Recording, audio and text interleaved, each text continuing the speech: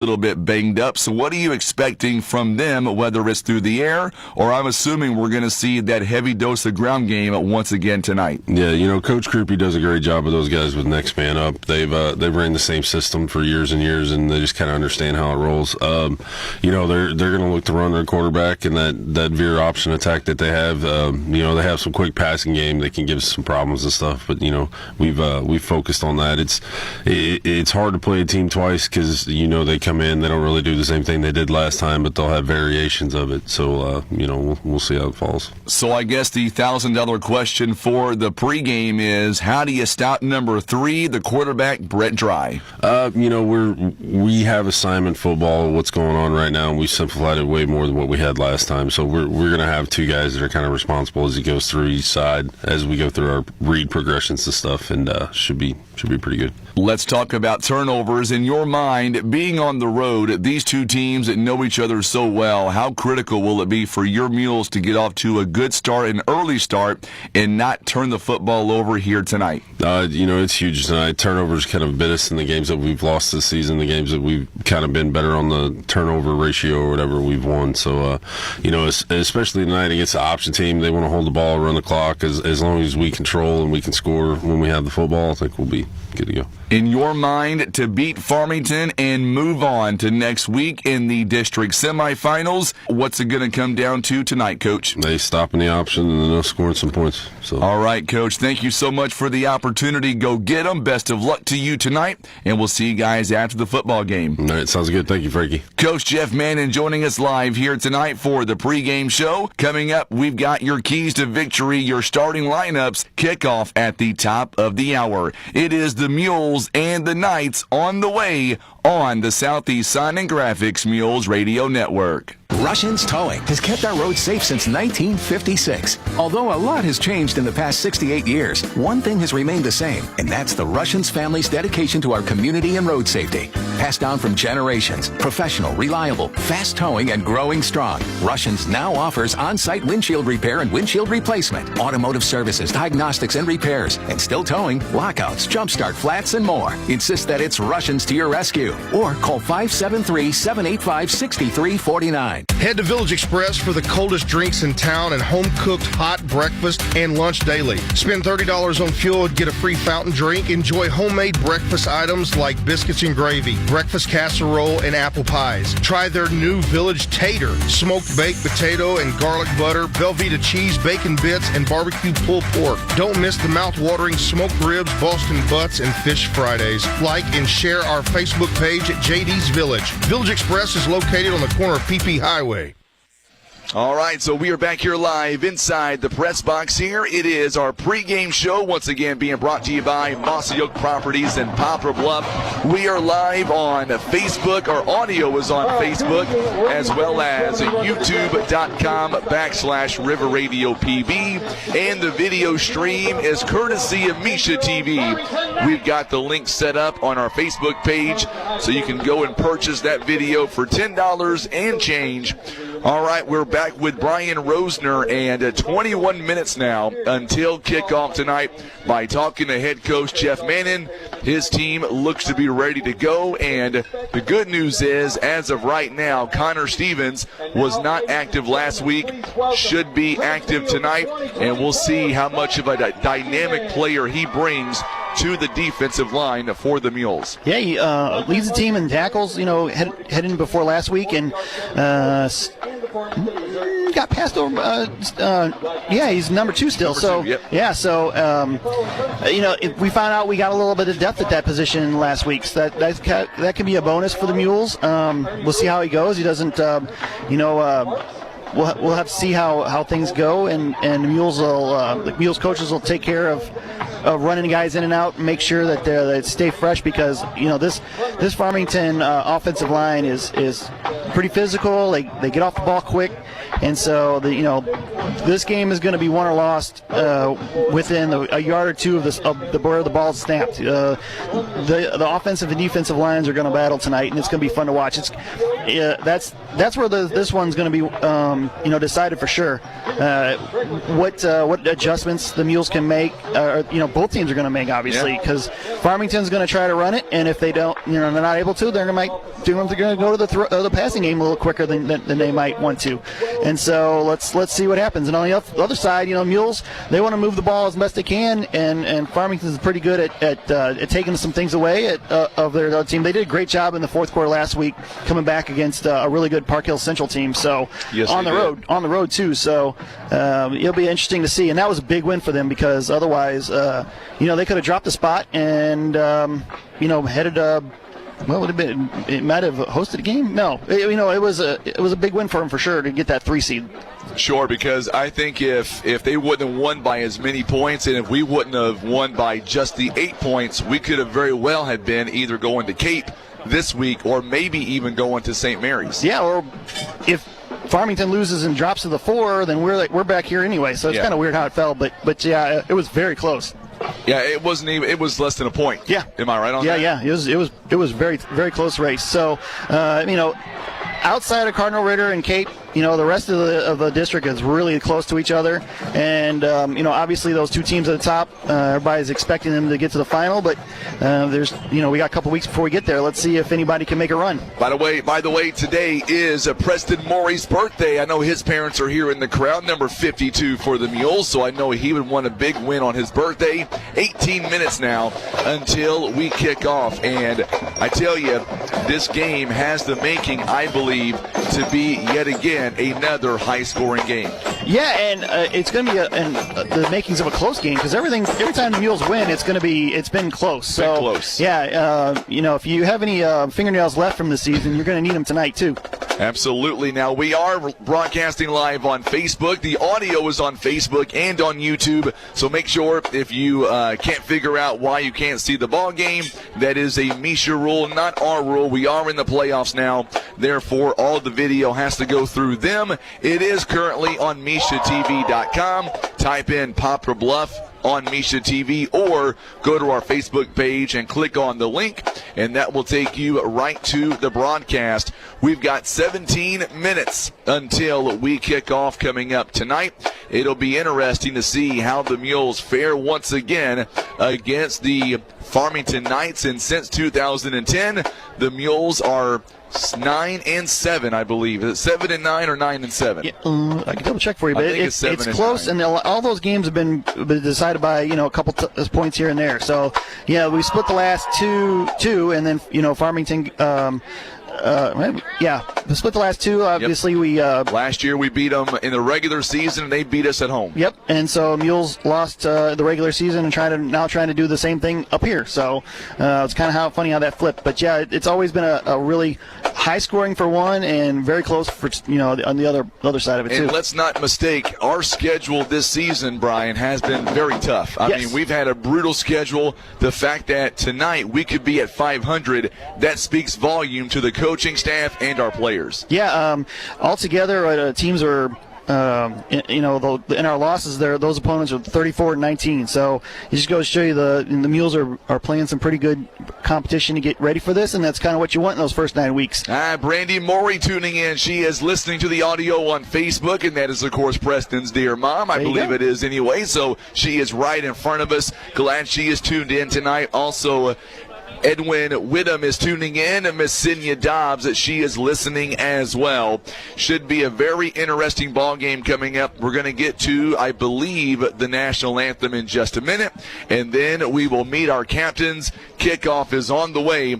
Besides this ball game here tonight, is there any other game that you're going to be paying attention to, not necessarily in Class 5, but any other game going on in Southeast Missouri that's got your attention besides ours here tonight? No, the first week is usually you don't get a lot of the upsets. They're very rare. I think I did added them up. The first few. We've been doing this kind of setup since 2012, and you get the rare big upset.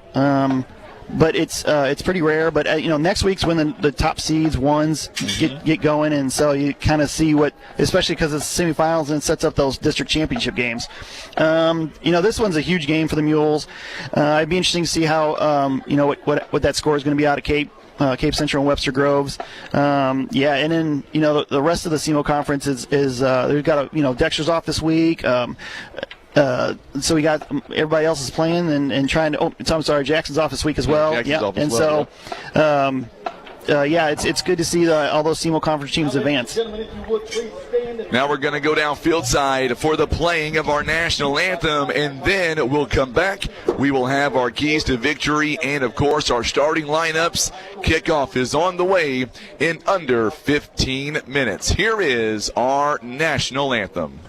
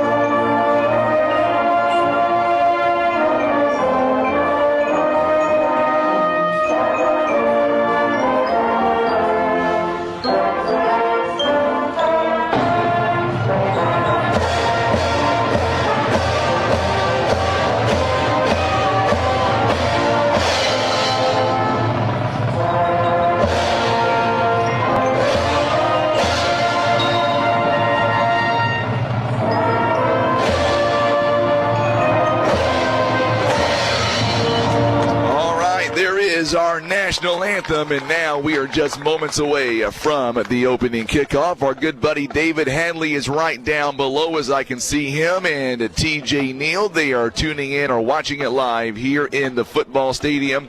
Let's go ahead and get to our keys to victory here tonight, Brian. It's all being brought to you by Kevin's Automotive and Tires. I think the big key for the Mules is we've got to be able to stop the run game tonight by Farmington. You stop that, and I think you're very successful on offense and defense for the Mules. Yeah, you're going to see a lot of probably one-on-one on the outside and then bringing the safeties down, into the box, what they call, that little area behind the defensive line and the linebacker area, and really forcing Farmington to throw it. And if they beat you with the throw, tip your hat to them, because that's not what they like to do. They can run the ball, and they do it in so many deceptively just really good ways of pulling handoffs or getting a guy in motion and then just throwing to the inside guy. It's just really, or using the option game. It's really interesting to watch on video, and they haven't really changed much since we saw them in week 3 when I was watching the film from last week. So got to stop that run for the Mules, number 1. But number 2, you got to take care of the ball and you got to drive it. You got to keep the ball out of their hands. If we get big plays, great, let's score.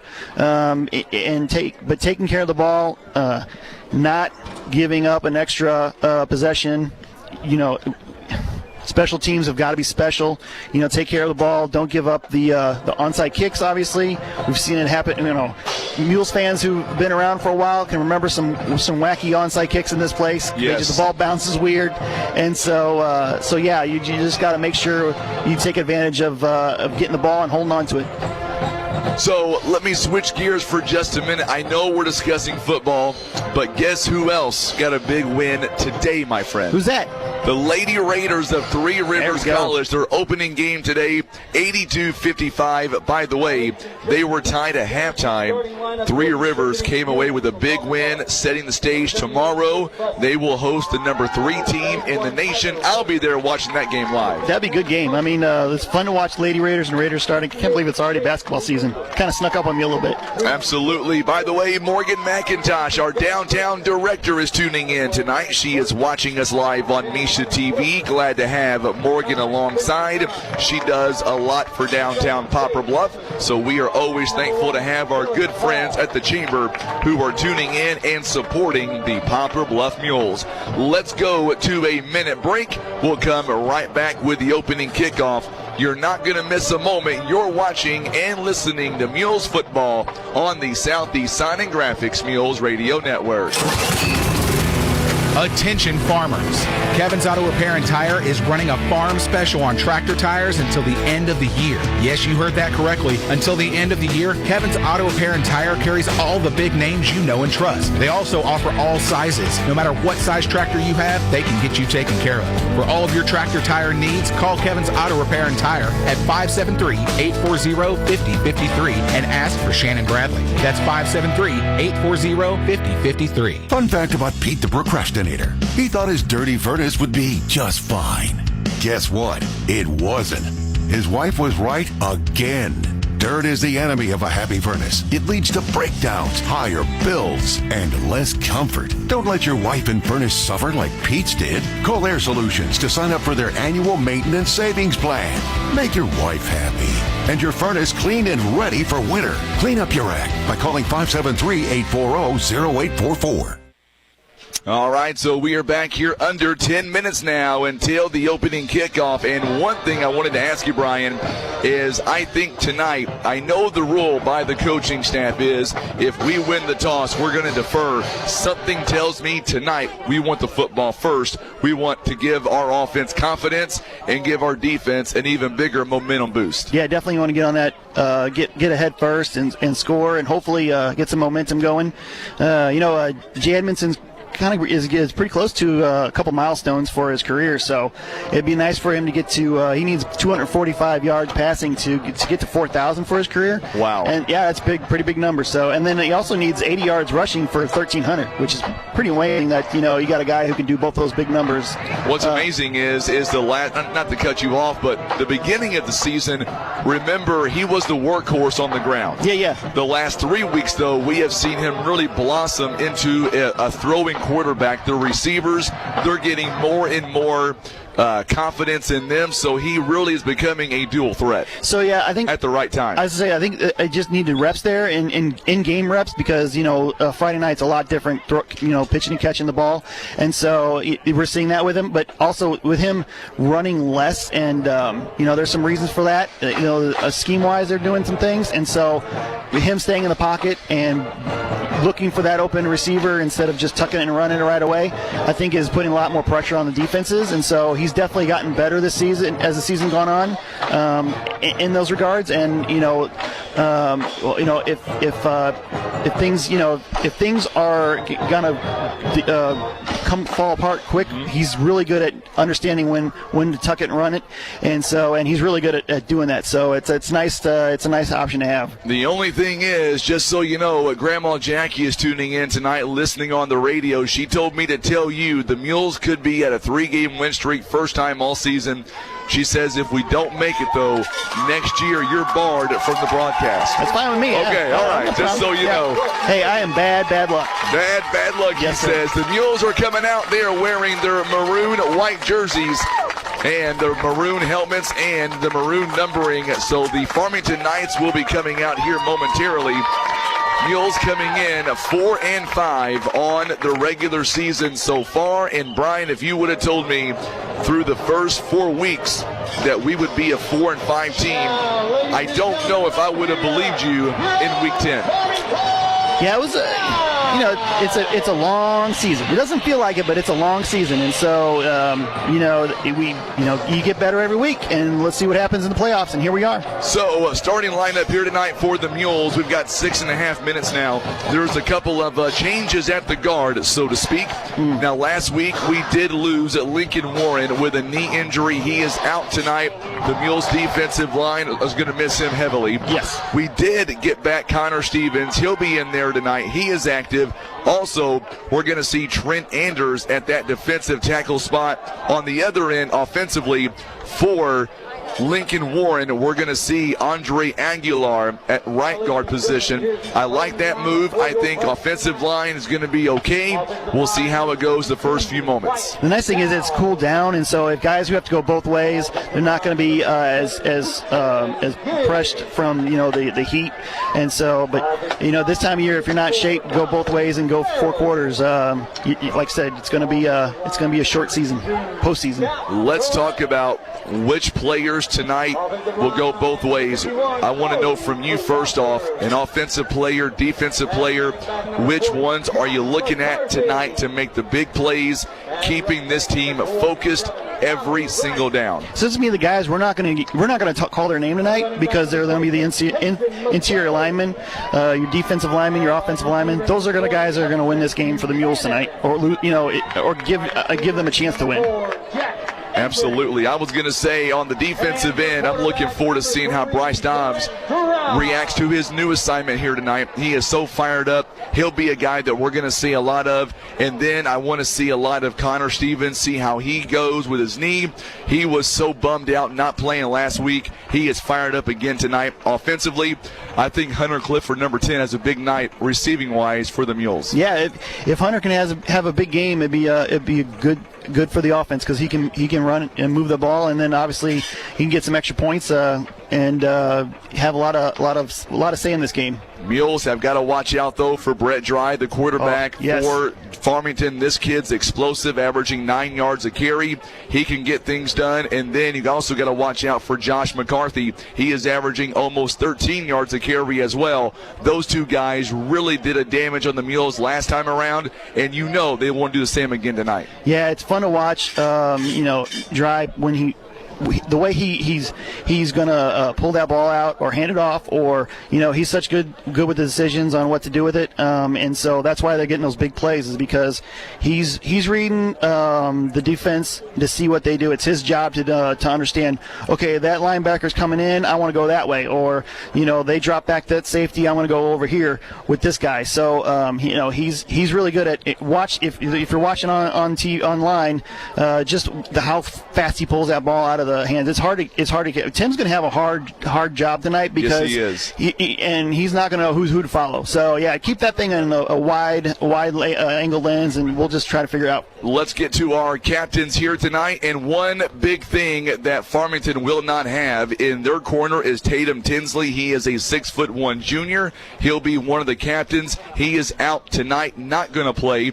Other captains for the Farmington Knights are going to be their quarterback Brett Dry, a 6'1" senior. He is out there. Also, number 27 Connor Rice, a 5'9" senior, as they begin to walk out to midfield. And number 51 Corey Crawford, he is a 6'3" senior on the other end for the Mules, led by their quarterback Jay Edmondson, a 6' senior. Also out there, number 8 Connor Stevens, a 6' senior. Number 51 Grant Wood, a 6'1" senior, and our left guard Chase O'Neal, he is a 6'3" senior. Those are the captains here tonight by both teams. And, of course, the Farmington Knights are being coached by Eric Krupe in his 12th season as the head football coach. Overall, his record coming in to this ball game for the Farmington Knights, 71-62. The Mules, their first-year man, Jeff Mannon, he is 4-5 on the season. So we're going to see early on if the Mules are going to receive or defer. If they win the toss, I really believe the Mules they want the ball to begin this ball game, but we're going to see coming up. And I think for the Mules, that'll be a big deal if they're able to come out here on offense and maybe put some points on the board. So now what they are doing is showing the coin to both. Connor Stevens is going to call it in the air. You think Brian will call heads or tails? Tails never fails. Tails never fails, he says. And I believe the Knights have won the toss. Yep. The Knights have won the toss. Mules are going to go from right to left to begin with. They have the wind at their back. Yes, they will. Farmington wants the football first. So Farmington, it looks like, is going to receive. Yes, they will.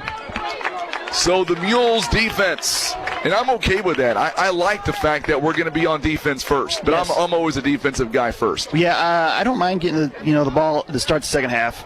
That's it goes both ways. If you get up early, it's great. If you don't, you got that possession to start the second half. It all evens out unless you don't cover up the opening kickoff. And so yeah, the wind was pretty strong earlier in warm-ups. Mules will have the wind at their backs to start with, but right now the flag is not moving very much. But yeah, that's it. That's nice for this time of year because it's a little bit chilly out. You ready, Brian? I'm ready. Let's go. Tim, are you ready out there? He is facing the cold elements here tonight. We are nice and toasty, 52 degrees in Farmington. It is about ready to begin with. Looks like Casey McLean back to return for the Farmington Knights. It is week 10 on the road here in Farmington. I'm Frankie Castile. It is Tim Hicks on the camera. My good buddy Brian Rosner right beside us. By the way, our good buddy Ron Withrow tuning in tonight. He calls me every morning, Brian. He tells me what you did wrong on the game before, so I hear about it on Monday. That's fine with me. There's plenty. He's going to have a long list after this one. No, he's a good guy. So here we go as we get ready for the opening kickoff. And we are amongst fans here tonight. We are in front of the Mules fans here tonight, folks. Yeah, they're loud tonight. Yes, they are. Colt Clifford to kick it off for the Mules. Week 10, here we go in Farmington, and let's go. It is a bouncy kickoff this time. Oh, it goes over the head. It's still on its loose, and the Mules, I'm not 100% sure. Farmington recovered. I thought they did. They did, but they didn't get anything. They didn't get anything. It's all the way back inside the 30-yard line to around the 23. It's a good way to start. Pin them back there. They don't get any momentum out of their end, and here we go. That was a very smart play by the Mules. It'll be 1st and 10. They're going to mark that ball inside the 10 or inside the 20 to the 18-yard line. Here comes the pitch. Yep, pitch outside. Mules having to wrap him up, and they will.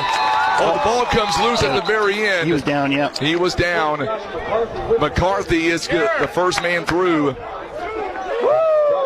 So, just like that, the Mules read that one very, very well as McCarthy is going to get maybe to about the 19, maybe a 1-yard play, 2nd down and 9 as the Knights come back out on offense. Here we go.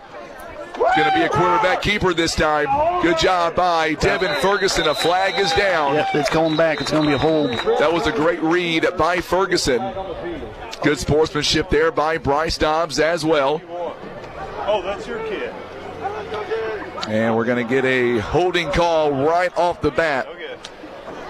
So they'll mark him back near the 9-yard line. So instead of a 2nd down and 9, 2nd down and about 19. Call on the field, illegal block against the Knights. It's going to be a legal block, yeah. Illegal block. So they'll mark him back inside the 10-yard line. 2nd down and 19. No home team. And they're going to throw off right off bat now. Yep. Ryan's going to throw it. He's got a man there, and McCarthy is going to be a completed catch. It'll be near the 35-yard line. That is a Farmington 1st down. That was a heck of a catch. He did that slide into out of bounds, and yeah, it was a really well-executed play on Farmington's part. I told you, McCarthy is a two-way player. That's a huge gain on 2nd down and 19. That last play goes at 26 yards, and now it's a 1st down for the Knights. Another quarterback keeper this time. The Mules, though, Ferguson all over him. Also in there is Andre Aguilar. Boy, Aguilar with a big stop as well. That was a nice move there by the defensive line of the Mules, and they'll give him a 1 yard of forward progress. It is 2nd down and 9. Who's that on there? Andre Aguilar. Yeah, Aguilar. Pitch outside to McCarthy. Good McCarthy making a miss. 1 tackle missed. Ooh, he gets out to the sticks. I don't know if he's going to be a little short. Alexander Larkins. Brought down by number 14, Alexander Larkins. So Larkins with a big tackle as McCarthy is going to get out to the 44-yard line. He gained 8 yards on that. So now it's 3rd down and a very long one. Remember, we are live on Misha TV. Facebook is just the audio. What a big stop. Yep. I don't think he got the first down. Dobbs and McLean was the running back, and I think he got nothing on that one. 4th down and 1. yeah, big decision here. 4th and 1 at the 44, your own 44. You just got stopped right up the middle by Aguilar and Dobbs. Okay, I'm going to be Mules. crazy here. I think you go for it. If you're the Knights, you go for it. You've got 3 good options to run the football. I do too. Maybe I want to try to snap it or get him to jump. They're going to go for it. They're going for it. They're going to go. And of course, he pulls it. Keeper, and I think the Mules stopped him. They did. Brett Dry is going to be stopped. Mules defense, they come up big on 4th and 1. They had one tackler dive at his feet, another one got him up top, and they were able to stop him for no gain. That is a huge stop by the Mules, the defensive line. It is nice to be here in our Mules country, here with our fans. Yeah, it sounds like a home game, doesn't it? It does sound like a home game. So now the Mules, Jay Edmondson leading his team onto the football field. Oh, empty backfield to begin. You know what that means. He's going to look to go downfield early. Edmondson now back to throw. He gets hit as he releases it and just overthrown. Hunter Clifford. Edmondson slow to get up and grabs his rib area, stomach area. Yeah, he got hit good there. He got hit good. 2nd down and 10. He's going to feel that in his 40s. He's going to feel that the next down. For a while. It is a young person's game.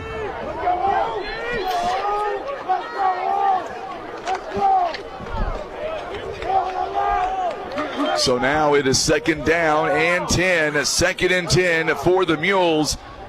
Here comes the house again. Farmington. Yeah, they're going to put a lot of pressure. Ferguson breaks through 1 tackle. He is inside the 40 to about the 39-yard line. About a 5-yard gain on that one brings it 3rd down and 5. Yeah, good little run in the middle there for Ferguson. Was able to kind of carry his defender for a couple more yards there to get to make it a 3rd and manageable 5. 3rd down and 5 to go. We'll see what the Mules can do. Mules 42% on 3rd down conversions this season. Let's see what they get here on 3rd down. And this is probably two down territory too. I think so. Yeah. I mean, we got good field position. Let's take it to them there. Gonna hand it back off to Ferguson. Ferguson makes a miss. He is gone. It is a Subway 1st down inside the 25 to near the 21. Yeah, he tried to get to the outside, then he saw it was going to get blocked out of there, and he cut back inside and was able to get to past the 1st down before he was brought down from behind by 17, McCarthy. Yeah. Yep, 17-yard gain on a 3rd down and 5.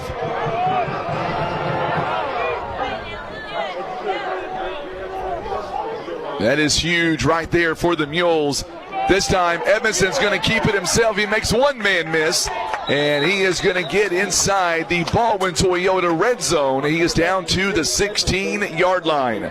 It's a good run by the Mules quarterback. Jay Edmondson gets around 6 yards. Yeah, good run there on the outside, and good to see him moving really well, too. After that first hit initially, makes you kind of wonder if he was going to be able to run like that. Well, you know, the adrenaline's probably pumped pretty good. It is for me. You get 5 on that one? He got 6. They gave him 6? Yep, gave him 6. Edmondson now going to hand it off. He gives it to Spencer Nunn. Nunn is still fighting his way in to about the 4-yard line. That is a Subway 1st down. So Spencer Nunn all the way inside the 5. It is a Subway 1st down. He did. That was a good job from the whole offensive line. Seemed like he went with them there. He has to come out after getting his helmet knocked off. Yep. Yeah, so it's going to be 1st and goal inside, just outside the 4-yard line. Mules inside the red zone here this season. They've been successful, 71%. They are 17 of 24, scoring a touchdown. How big would this be to get off to a 7-point lead, or at least 6 points, Ferguson lines up right beside Edmondson. Edmondson right over the middle. Dylan Hall was the intended target, incomplete. Yeah, it looked like he got it turned around just a bit on it. Why are we running? Second and goal from the 4-yard line. So far, the Mules have 40 yards of offense. Farmington, 36. No score updates from our other games at Sykeston and Cape Central. We'll keep an eye on those games for you. Ferguson now lining up beside Edmondson. Going to hand it off to Ferguson. Goes up and scores. Ferguson with a 4-yard run.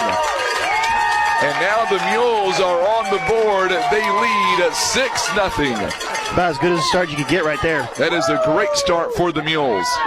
Get the stop, get excellent position.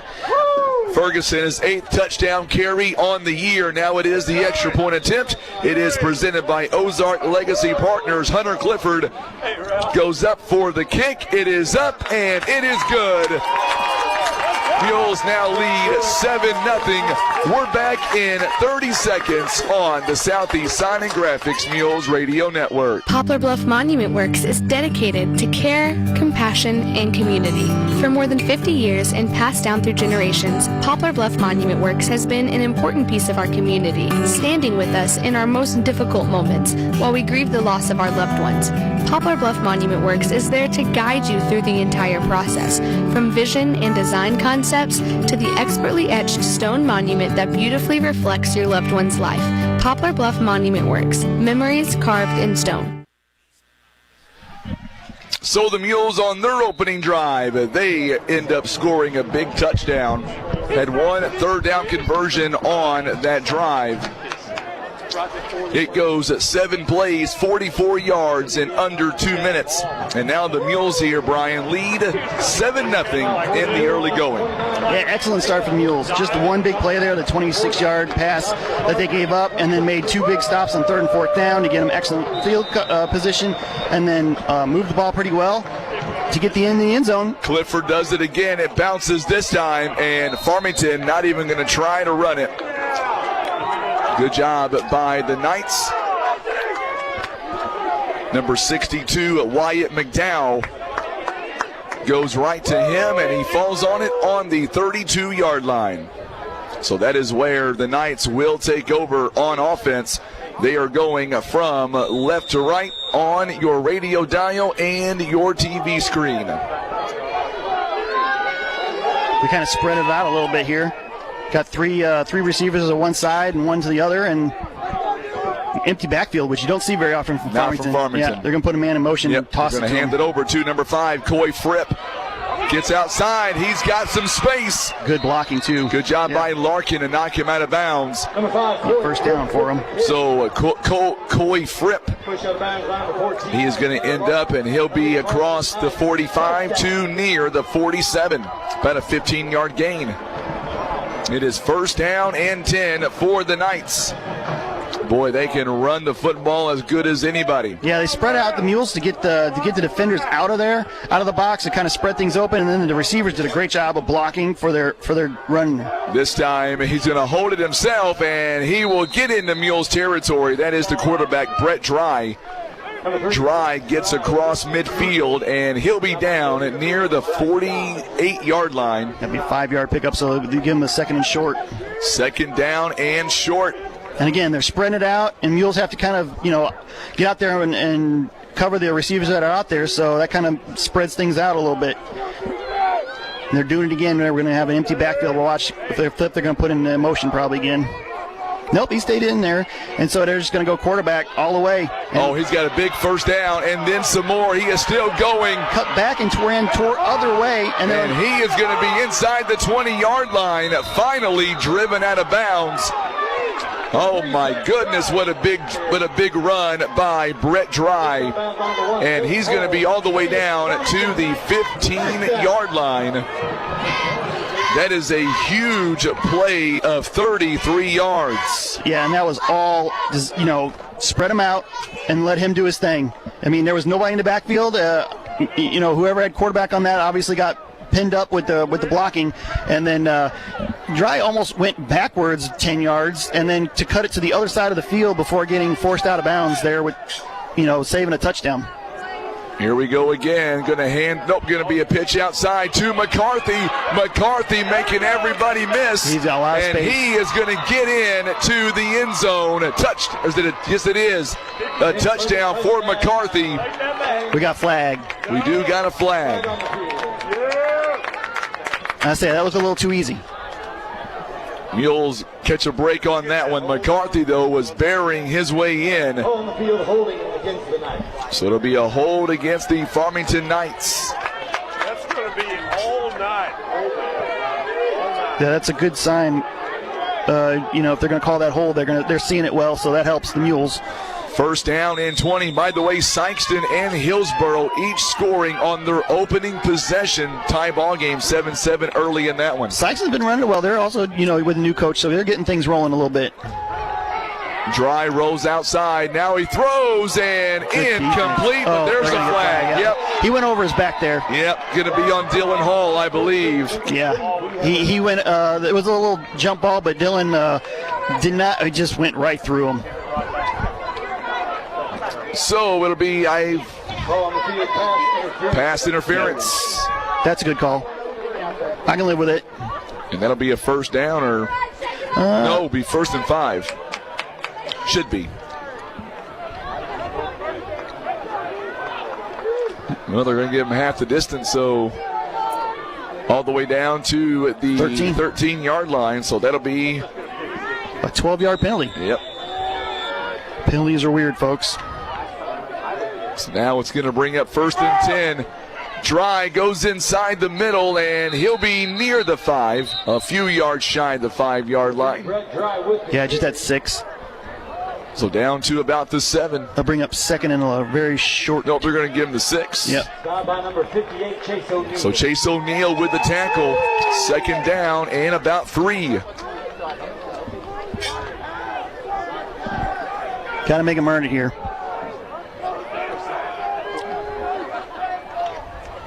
Going to be a handoff to McLean, and he will walk it in the end zone. And now it is a touchdown for the Knights.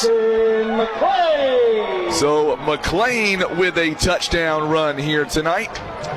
McLean on the season, that is his 12th touchdown carry on the year. And now we are an extra point away from a tie ball game. 7-6 now. In Zoner coming in for the extra point. He is almost Mr. Automatic, as good as they get. Yeah, and he's got a leg. He can put it 40 yards at least. Here is the snap. The kick is up and a lot of room to spare. We are tied at 7-7. We're back in 30 seconds on the Southeast Sign and Graphics Mules Radio Network. I keep pushing my chair closer to the TV. Glare makes it hard for me to drive at night. I can barely read small print. Are cataracts impairing your vision? Cataracts are a natural part of aging, and everyone gets them at some point. If your vision isn't as clear as it should be, call Brad Stuckenschneider of Eye Care Specialists at 686-5579. 686-5579. Eye Care Specialists, caring for the needs of your special eyes. Well, a scoring update from Cape Central with 2:32 to go in the first quarter. Webster Groves scores on a 3rd and 12. They end up scoring on a 4th and 5. It's a tie ball game, 7-7 right now at Cape Central. Ooh, this will be a fun night. Could be a fun night. Tie ball game. Mules and the Knights are all tied up. Remember, we are coming to you live on Misha TV and the radio. Our Facebook audio or Facebook feed is just audio only, as well as YouTube. This could be a track meet. You buckle up, folks. This is going to be a long night because these guys are going back and forth with each other. I think we called it earlier. Yeah. It could be a high-scoring ball game. Farmington made a nice adjustment. They're going a little onside-ish. Oh, yeah, jumped it. Yeah, they jumped it. There's a flag. Good job there by the Mules. Dylan Hall. I think he thought he was playing center field for a second, coming in with sliding catch. Get to that ball as fast as you can. He did, and then some. It's going to be against the Knights, so they're going to re-kick. It's going to be offsides. So they'll kick it from the 35-yard line now. Yeah, it wasn't technically an onside kick. It was a little pop-up in the air, trying to get it to bounce and hopefully get the guys down there. Let's see if they try it again or if they're just going to go long. Mules are thinking they're going to go short. They're bringing a lot more men up just in case. We'll see what Zoner does. Zoner. Here it is, and this time. Do it again. About Popped the it same. up. Yep. Popped it up, let it go out of bounds. Nope, stayed in bounds. It stayed covered in up bounds. by Mules. Good job. Good job by Dylan Hall again. Ball recovered by number 1, Dylan Hall. Mules will have it now, already past the 40-yard line to about the 42. Yeah, I think everybody's fine with just giving them the field position. You just don't want you guys to bring any big runs back, and if the ball bounces your way, great. 5:44 to go here in the opening quarter. It is a tie ball game, 7-7. Edmondson back out. Ferguson going to line up right beside him. He's already got one touchdown tonight. There's a carry again. Look at that. Oof. He's got a big first down and then some.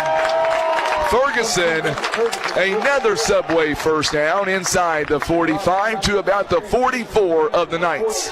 The left side of the Mules line made a nice open hole for him, and he just ran right into it and then got to the second line of defenders and was able to fall forward a couple more yards for extra, little bit more for the first down to the Farmington 44. He's already got 40 yards on the ground, 4 carries and 40 yards. He's averaging 10. Let's do it again, big fella. What do you say? Edmondson going to hand it off again. Nope, He's going to keep it himself. Oh, what a good job by the Knights.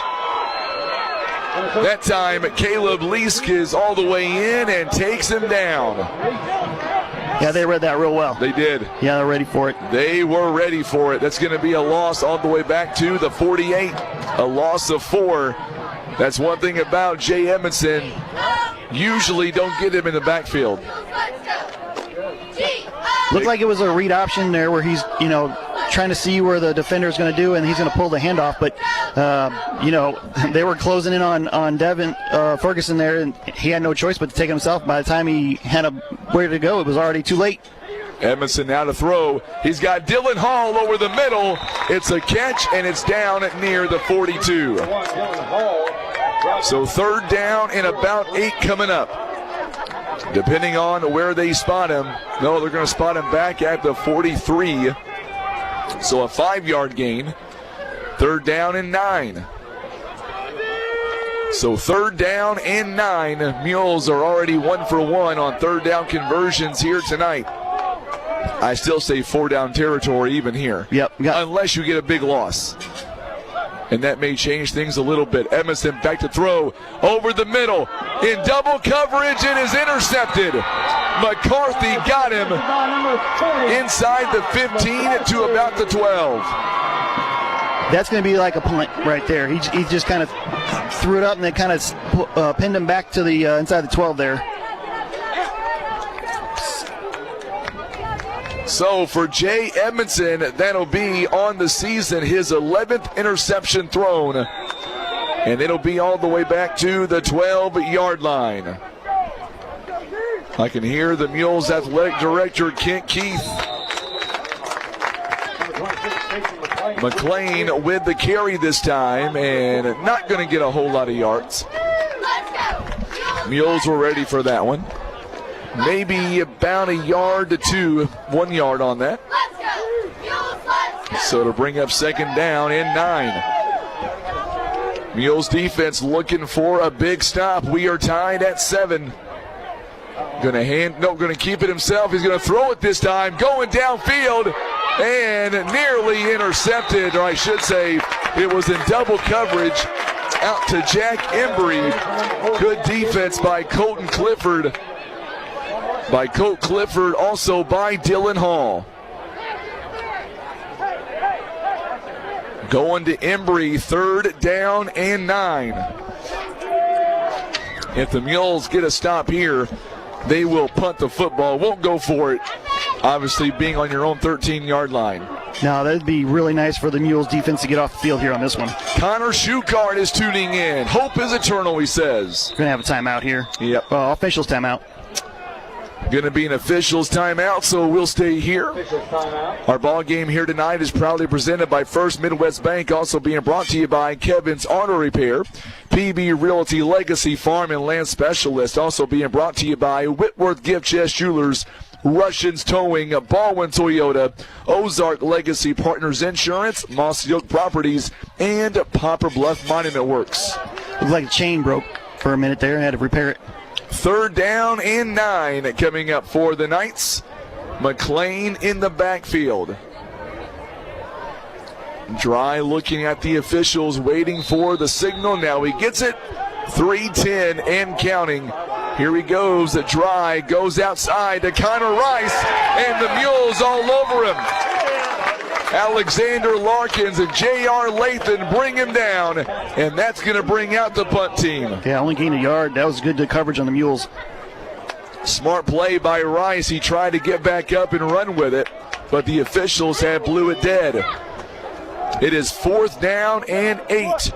Ferguson back to return. He is standing at his own 50-yard line. Stacy Rommel tuning in tonight. Glad to have you alongside.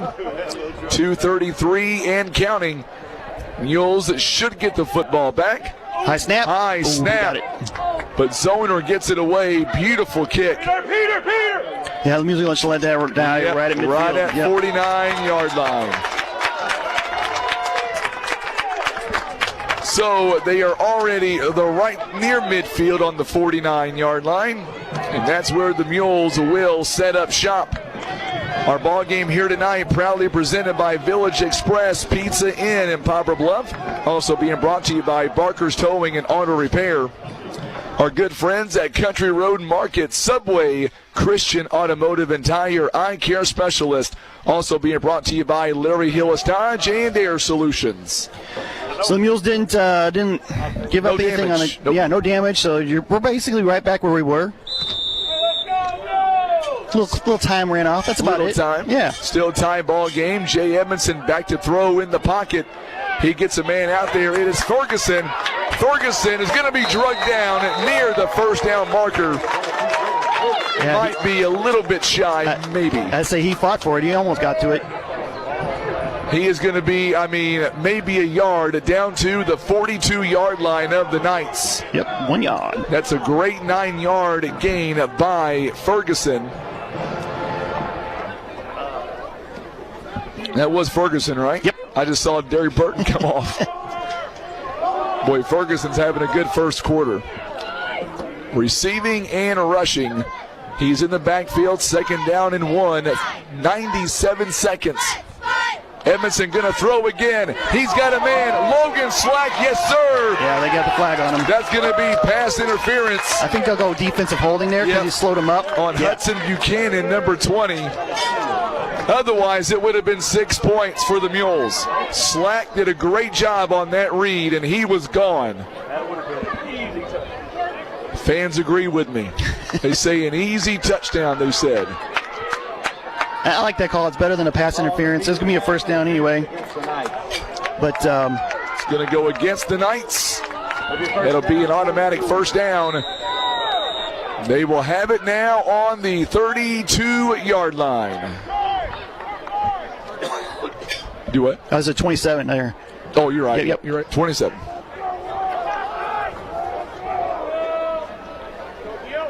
So it is a Subway 1st down. Mules driving again, 116. Edmondson takes off. He's got a big space, and he is gone. Touchdown. No laundry. He's good.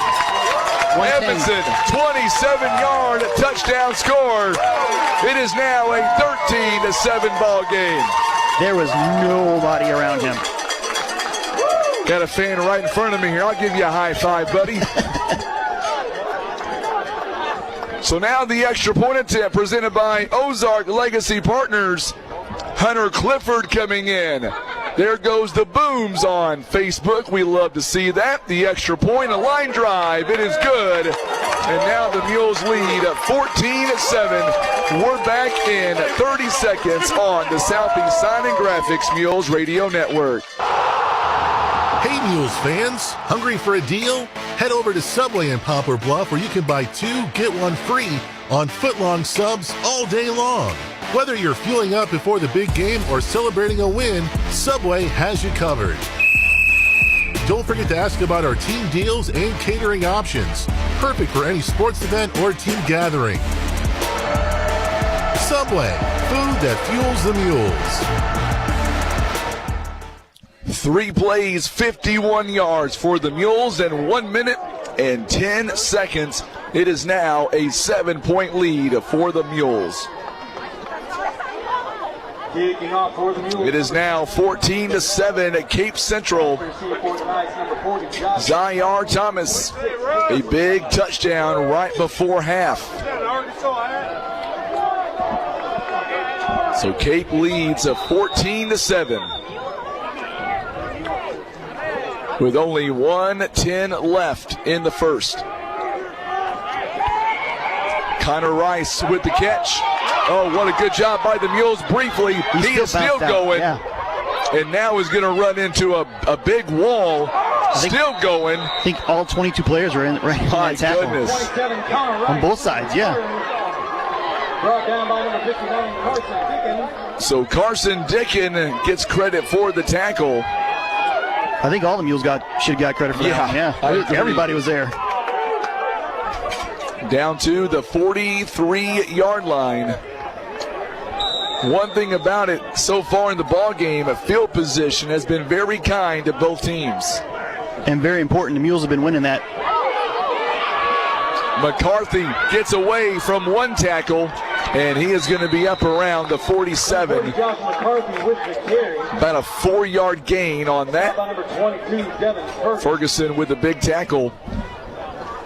And they're going to mark him near the 48. Be a 5-yard gain.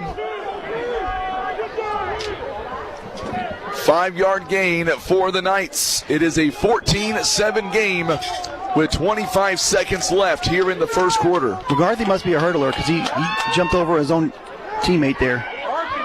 Pitch outside. McCarthy, there's a flag away from the backfield. Yeah, that's going to be a hold. That'll be coming back.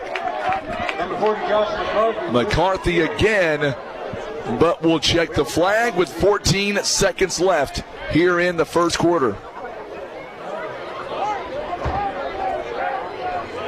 Remember last week we had the microphones at Hillsboro. Yeah, that was nice. And now they're facing away from us, so we can't see. Now they're facing away. We can see it was, definitely a hold. It's going to be a hold against the Knights. You can always tell, just by where the flag was thrown, what it's going to be. Oh, yeah. Yeah. It's going to bring up second down and 15. Mules got to take advantage here and get, not give up something big here. Farmington could let the clock run down. I believe they will. Yep.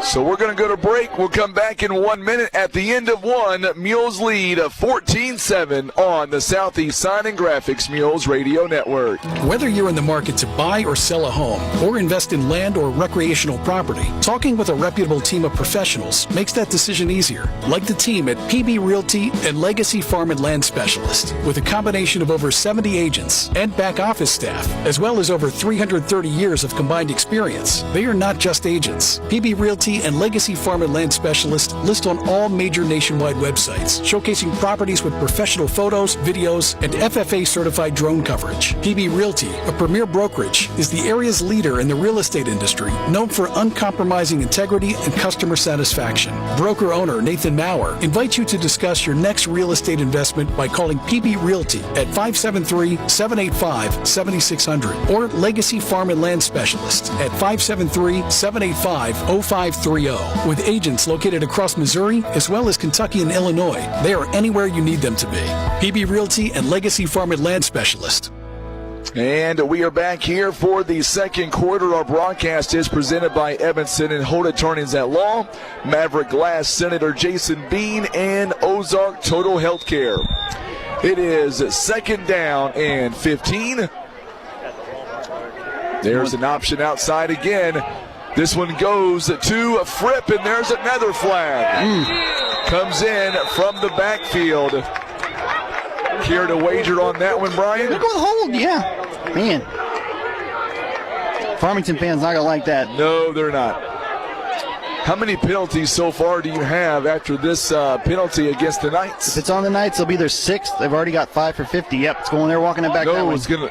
He pointed the wrong way. He pointed the wrong. Okay. I was going to say he pointed toward us. Well, we did the quarter change. That's hard to remember sometimes. But, yeah, back up. Do a second down again. Going to be on the 31-yard line this time. So not nearly as costly, I guess. Still going to bring up second down and 22. Mules here doing a good job. They got to get a big stop. Dry this time is going to throw it. He's got a man there. Oh, my goodness, one miss. Oh, good job by the Mules. Devin Ferguson. Got about 9 yards, so you're about 3rd and 12. Jack Embry with a big catch.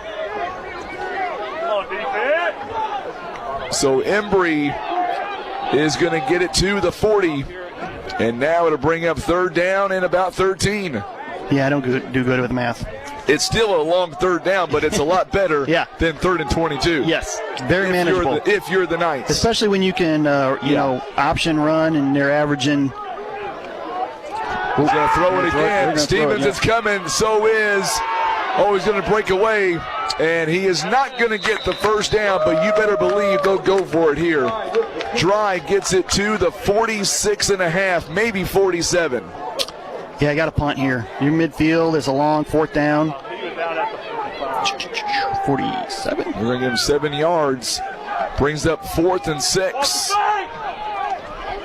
So they're going to bring in zoner. They're going to move Ferguson back to around the 20.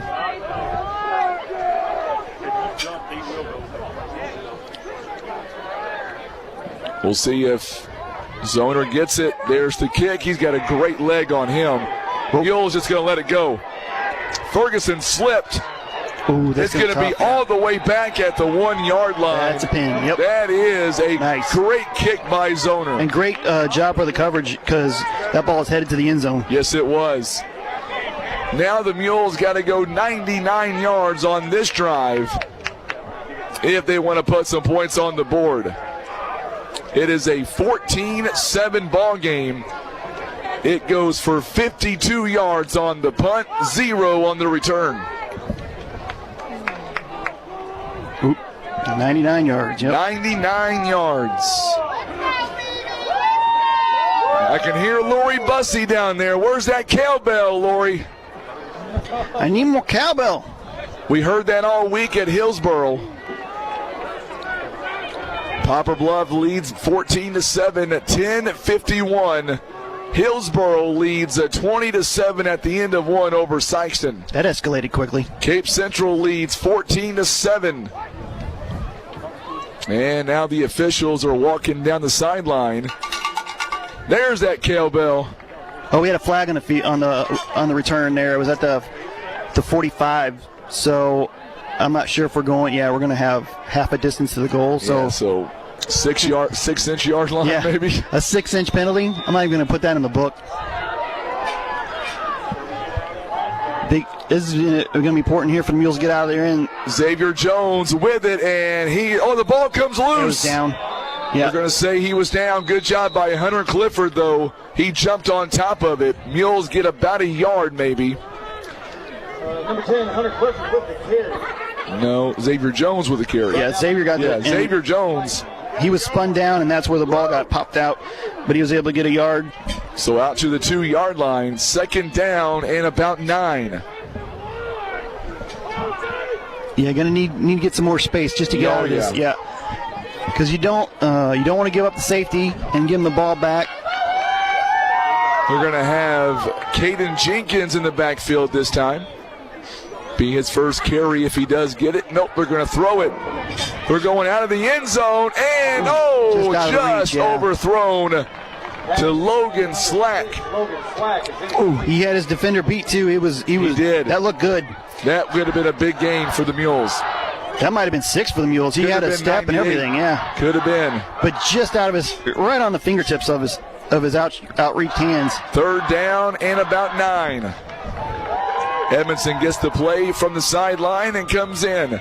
Mules lead 14-7. 10 minutes to go in the first half. Slack goes outside. Far receiver. Edmondson. He's going to keep it himself. He gets out, and he's going to be near the first down marker. I believe he's got it. It is a Subway first down. Edmondson on a big carry on 3rd down. Now that is huge. All the way out to the 14, a 12-yard gain. Yeah, give yourself some room, breathing room, and now you can work. Mike Deal is tuning in from the mountains of Northeast Oregon. It is cold and snowy up there. It's 51 down here in Farmington, my friend. No snow. Sorry, Tim. Edmondson gives it to Caden Jenkins. Jenkins up the middle. The ball came out. They derailed him down, yeah. And Jenkins is slow to get up. Number 3, Caden Jenkins. He is grabbing his knee. Yeah, I think he just kind of landed on it funny. That's why the ball popped out, because there was someone pulling him around from behind. And yeah, he's going to be able to get off, but he's going to get out to the 20-yard line, so he does gain 6 yards. Yeah, it was a good hold there on the right side of the line for Jenkins to hit hard, and he just had a defender get him from behind, and that's why he got slammed there on the knee. Looked like his knee, maybe. Stacy Rommel says she wants some snow. Let's wait 2 more months. Surprised my wife didn't say that. I can wait. Good throw to Dylan Hall. It is a Subway first down. So Hall with the big catch. And he is going to get all the way out to around the 30. Stop by number 27, Connor Rice. 34. 34, yeah. 14 so yards. A 14-yard gain. Good little catch and run. Big Subway first down for the Mules. Mules are being methodical on this drive. Well, he got 99 yards. He got plenty of time. Plenty of time. Yep. Got a lot to work with. 99 yards and some inches. Xavier Jones with a spin move. He is still going out across the 40. That could have been a loss of 2 or 3, and he made it into a nice pickup. Jones out across the 40-yard line to about the 42. Got an 8-yard gain. Yep. 2nd down and 2. We've got a player down, I believe, for the Farmington Knights. I think he was the one trying to make the tackle in the backfield, and Xavier just kind of did a little spin move. And good to see him up on his own power. Corbin Phillips, he is a 5'9" junior, able to get up on his own power. So far tonight for the Mules, Edmondson 4 carries, 41 yards, a touchdown. Also, Devin Ferguson has 4 carries, 40 yards. Xavier Jones has 2 carries for 9 yards, and Jenkins has 1 carry for 6. Yeah, the run game's opening things up for the pass, so that's good to see. Edmondson 3 out of 7 overall, 28 yards, 1 interception. Hall has 2 catches for 19 yards, and Ferguson 1 catch for 9. Now the play clock starts. 8:04 to go here in the first half. Mules lead 14-7. Taking their time on this drive. Yeah, and a short 2nd down, and they can do a lot of things here. Mary Russian tuning in back in Poplar Bluff. Glad to have her alongside. Ferguson not going to get much. No, he is still fighting for yardage. They're going to give him maybe a yard. I say it looked like he was going to hit short. No, it's first down. And just kind of, instead of going out of bounds, he turned to his left and kind of hit the defender and then pushed his way through and got all the way to the 45. Good run there for him. Good 3 yards. Run. Subway first down for Ferguson. And the Mules continue to move these chains. Yeah, nice, slow, methodical drive, taking up as much time as they can, because guess what?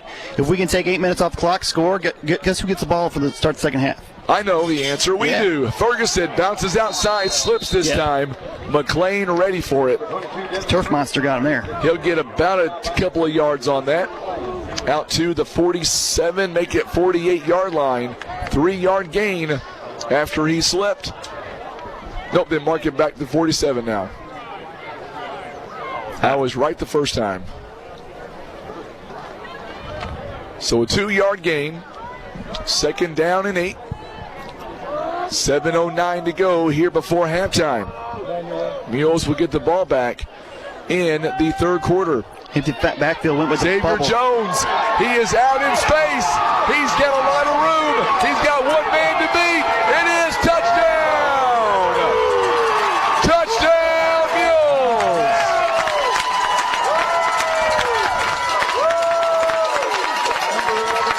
How about that, Mules Nation?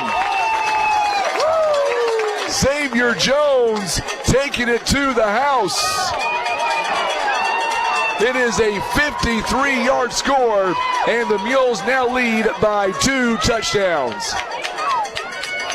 The extra point attempt coming up from Christian, or make that from Ozark Legacy Partners. Hunter Clifford coming up. It is up, and it's good.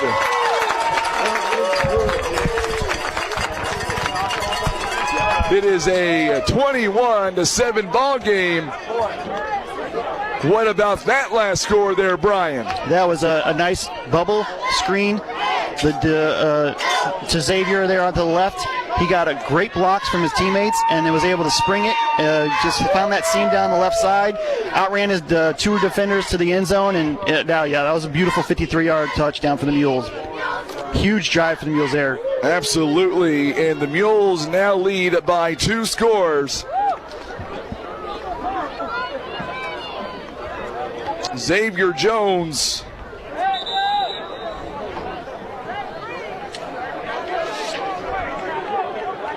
has given the Mules a 2-touchdown lead. Yeah, you got to catch your breath after that one. I got to catch my breath after that one. 21-7 now. A lot of booms on Facebook here tonight. The firecracker emojis are coming out. We got 6:55 left in the half, so we can, get a 4 and out. I'm not giving you greedy or anything, but you say if you get a 4 and out, you got another chance for a score here before the halftime. That's right. But you got to get a stop. Mules are doing their part, getting a big win. We're getting a new update. Mules jumped offside there. It is now a 21-7 ball game at Cape Central after Pittman throws to Paul Tran for 20 yards. So now they lead at 21-7 as well. So the Mules and the Cape Central Tigers, if the score holds, would face off next week. But we have a long way to go. I'd say pump the brakes. We got a lot of time to go. Listen, I'm optimistic here, Brian. Don't rain on my parade.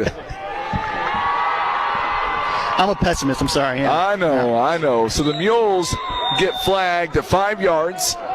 They'll kick it now at 35. Coach Clifford says, I'm ready. Here we go. It is a bouncy kick again, taken at the 30. Fripp is not going to get away. Mules on special teams. Big stop. I think you're going to start at the 34 or 33. Great job by Carson Dickin. We'll start this drive at the 34.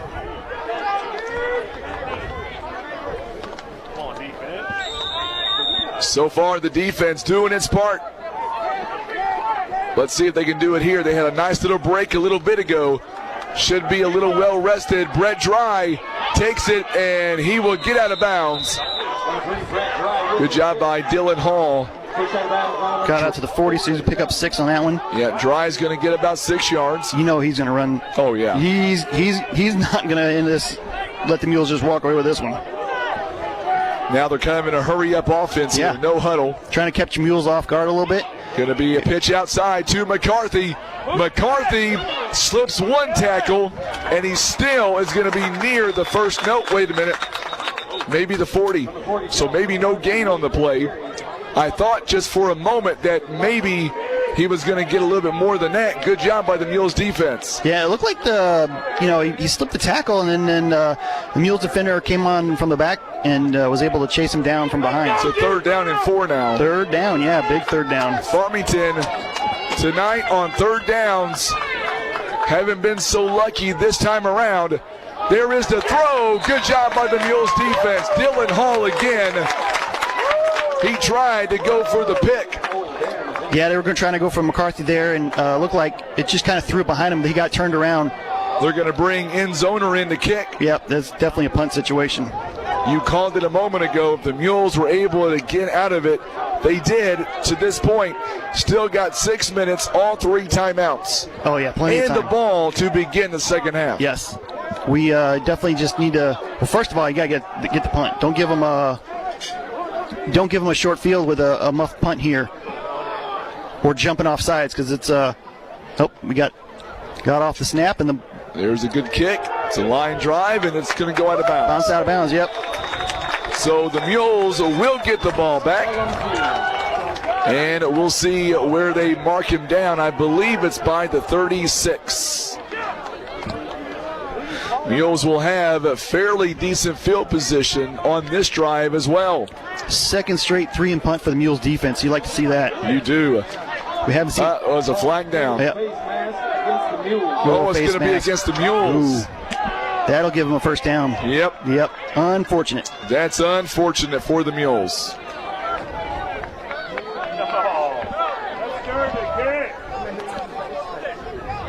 Coach Manning thinks it was during the kick as well. Oh, man, that's going to give a big new one, life. Too. Yep. It's a 15-yarder. That's a 15-yarder. That'll be 1st down. 4 So now it's in Mules territory to the 45. Boy, that's a bummer right there for the Mules. Well, let's get another 3 and punt here. I think now it'll be 4th down. It'll be 2. Drive gets it makes a miss. He is still going, and he will score. Just like that. No touch, no flag on the play, and Farmington back in the ball game. Just like that. He made 2 guys miss, and he's in the end zone. 45-yard touchdown run, and now it is an extra point away from being 7-point ball game again. Back to attempt the extra point for the Knights on 12. So now end zoner coming in for the extra point. Still a lot of time before half. Yeah, the Mules are going to have to put together something here because that gave them a lot of momentum. That one is up, and you better believe it. It is good. Let's step away for 30 seconds. It is now 21-14 on the Southeast Sign and Graphics Mules Radio Network. At Christian Automotive and Tire, we care about your family's safety. With our free tire rotations and trusted repairs, your vehicle will always be in top condition. Don't let finances hold you back. Get no credit financing with just $50 down. Whether you need new tires or maintenance, we've got you covered. Plus, our easy payment option gives you instant shopping power. Visit us on Business 67 South in Poplar Bluff or call 573-785-TIRE. Trust Christian Automotive and Tire for quality service and peace of mind on the road. Going back to that last drive, that last touchdown run, it is amazing how a penalty can change everything. Mules that should have had the football got penalized 15 yards.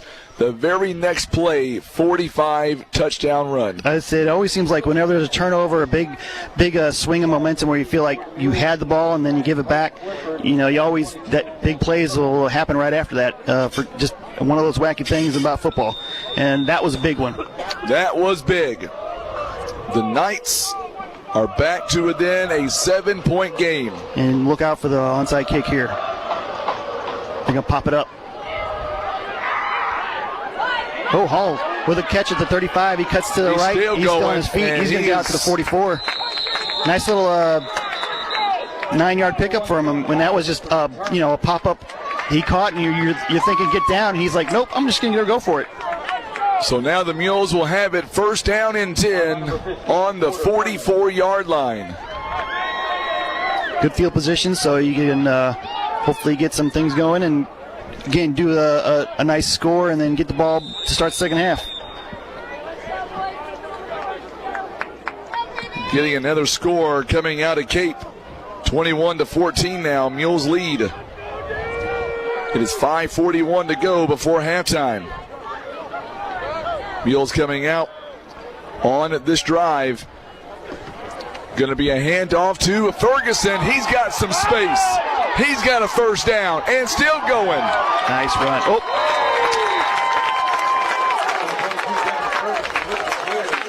I thought the ball came out there. There was a little bit of a scrum behind him, but he still had it. Ferguson is having a great first half. It is a Subway first down, and they'll mark him down inside the 40 to around the 35. 36. That was weird, didn't it? It seemed like the ball came out or something. Well, I was watching two players tangled up. Yeah, it was. They were tangled up or something. So I was watching that instead of the ball. Yeah, I was like, man, what's going on over there? 1st and 10 at Poplar Bluff. Already in Farmington territory. Spencer Nunn on the carry. Tries to bank outside. He does. Still on his feet. He was looking, and it finally opened up for him. He is inside the 30. Stop by number 42. And they're going to mark him down to the 28-yard line. A gain of 8. By the way, we got a new score update from Cape Central. I say, you're going to keep you busy with that, aren't they? Yes, I am. Tigers get a pick 6. Ooh. Zaire Thomas, another touchdown.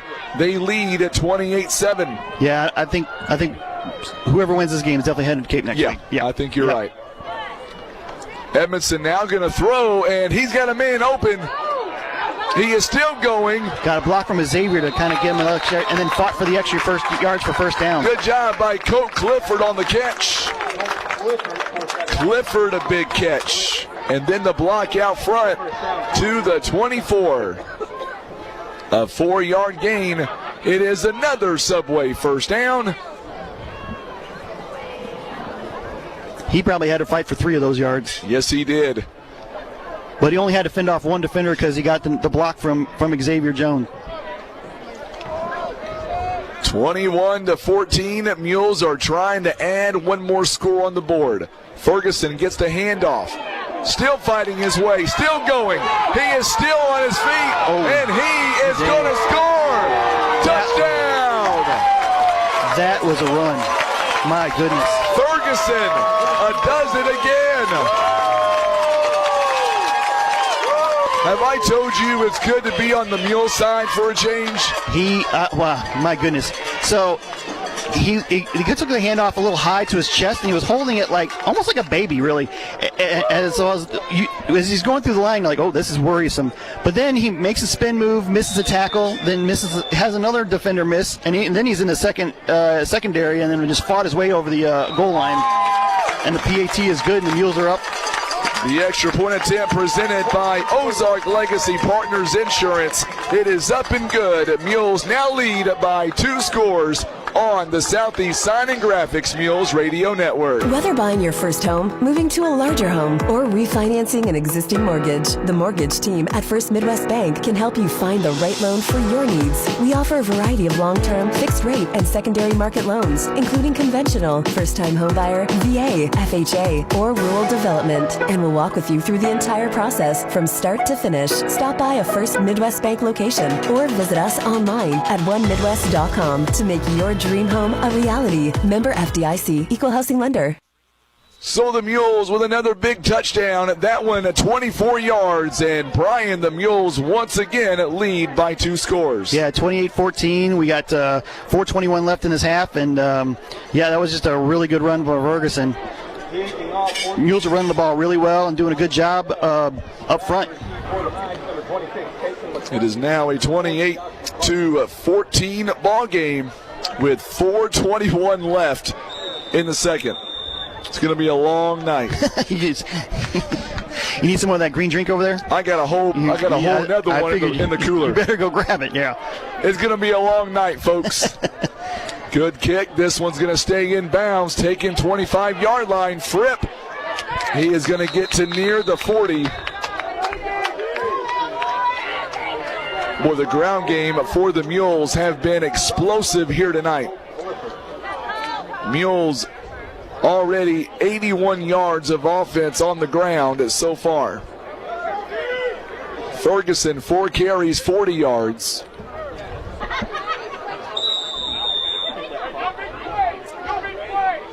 So now the Mules, or I should say Farmington, has it 1st and 10 on the 38-yard line. They're looking for a big play here, but they're going McCarthy. Another big play. McCarthy, he is going, and he is in Mules territory. Boy, these two teams, they know each other so well. Swinging haymakers. Which team is going to give up the big plays is going to be the winner tonight. Right now, the Mules are in the driver's seat, but Farmington already down to the 24 of the Mules. Yeah, you keep giving up 38-yard runs. That's not how they're going to catch up pretty quick. It is a 1st down for the Knights. Another handoff again. This time, Fripp.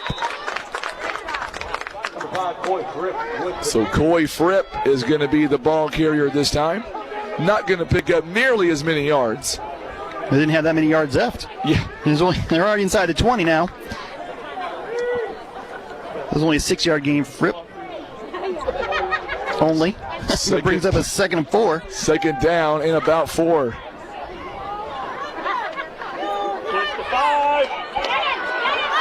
And Fripp again is going to be near the 1st down marker. He'll have it. So Fripp will be inside the 11-yard line to near the 10. It will be on the 10. Yeah, they're going to give them a little outside the 10 so they could still pick up the 1st down. Nope, they're going to put him down. It's going to be on the 10. 1st and goal.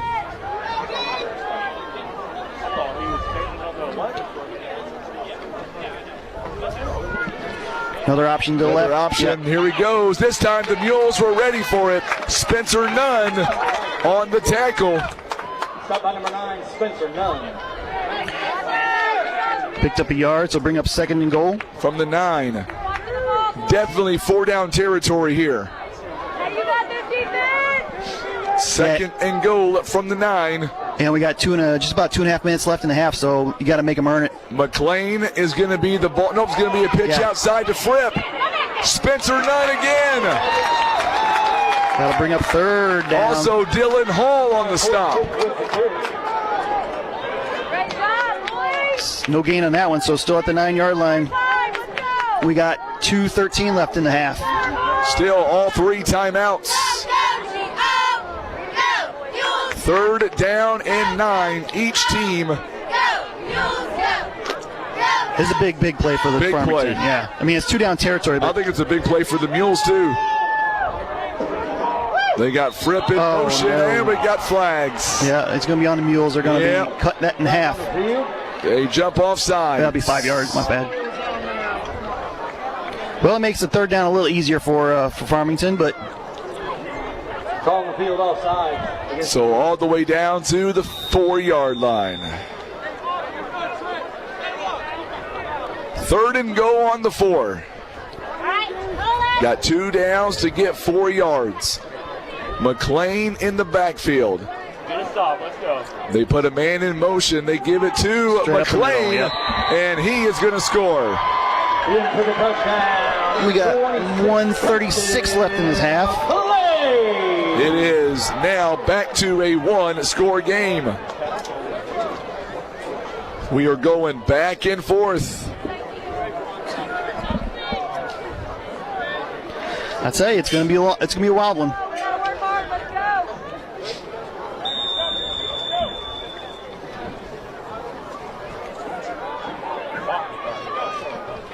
And now Zoner coming in for the extra point. Here is the snap. The kick is on the way.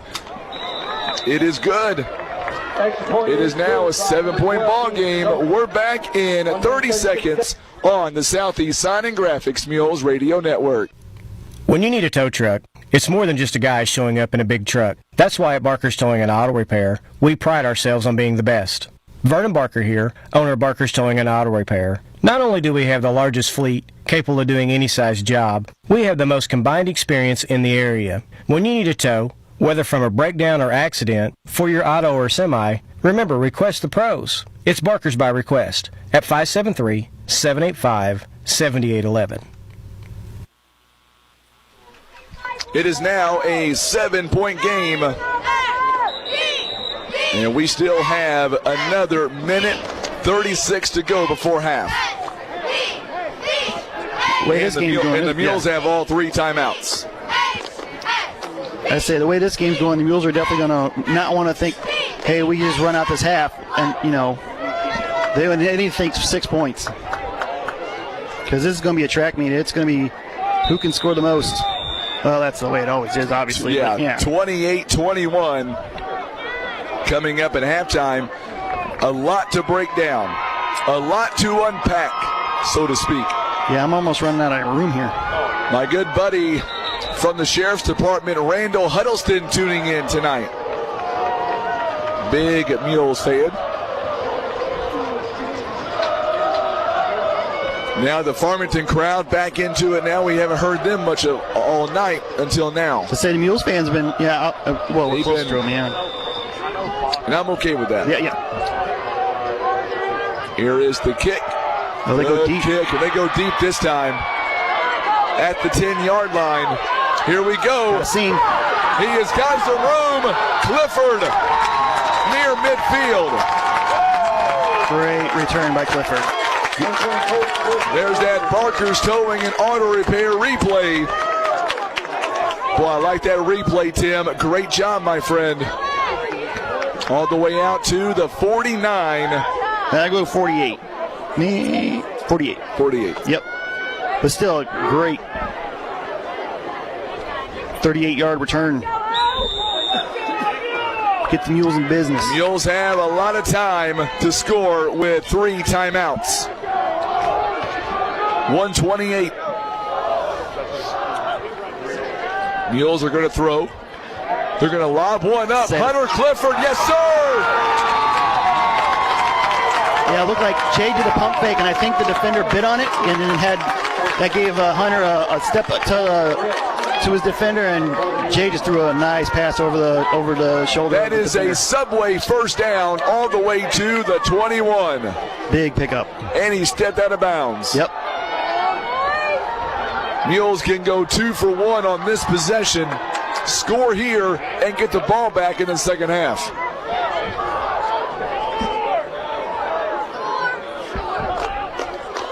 Another handoff, this one to Ferguson. Ferguson out of bounds. He'll get a couple of yards.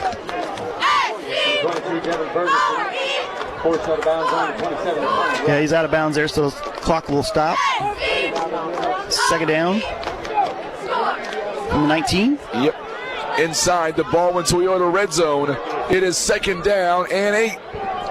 Nico Gaddy tuning in. He says, let's score again.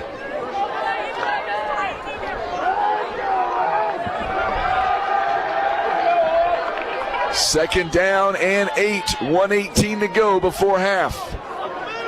Edmondson this time is going to throw it. Hunter Clifford, incomplete. Looked like the ball might have been deflected at the line of scrimmage because it came out like a flailing duck. Third down and 8. Edmondson tonight, 6 out of 10, 116. Well, I haven't got that last one on there. There you go. Now 6 out of 11. I'm a little slow to the stat machine there. Still trying to figure out what happened on it. It didn't look like it came out of his hand weird, but it did not look good. Third down. Another lob pass. This one in the end zone. It is a touchdown. What a throw. What a throw. Logan Slack. Yep. We got 109 left. Give me 6 more points there, Mr. Scoreboard Operator. 19-yard score, and the Mules extending their lead at 34-21. Jay just kind of like floated that to the left side. It was right to the end zone, and the defender didn't see it, and Logan was able to haul it in. and hang on as he fell to the ground. Here's the kick. It is up and it's good. Let's take a 30-second break and come right back on the Southeast Sign and Graphics Mules Radio Network. It's Lucas from Mossy Oak Properties. With over $1 billion in sales and 215,000 acres sold last year, Mossy Oak Properties, the world's biggest outdoor brand, excels in finding your dream home. Our hard-working agents and premier brokerage service consistently deliver high success rates and top dollar for your property. Contact us at 712-2252 or online at mozark.com. So call Mossy Oak Properties if you're looking to sell or buy. Well, Brian, we've got a lot of scoring going on here tonight, 35-21, and this might be 70 points by the end of the night. Well, we owe them a 70-pointer, a few years ago, but yeah, that was the Mules are just running up and down the field right now, and that's good to see. We got 69 seconds left here in the half. Got timeouts if you want to make them a four and out. We could add to it maybe, but at the same time, let's not give up the big play. That's the big thing right now. Here is the kick. It is on the way, and this one may go out of bounds. Yep. That's going to give them pretty good field position. They'll take over at 35. I still haven't put down that last play.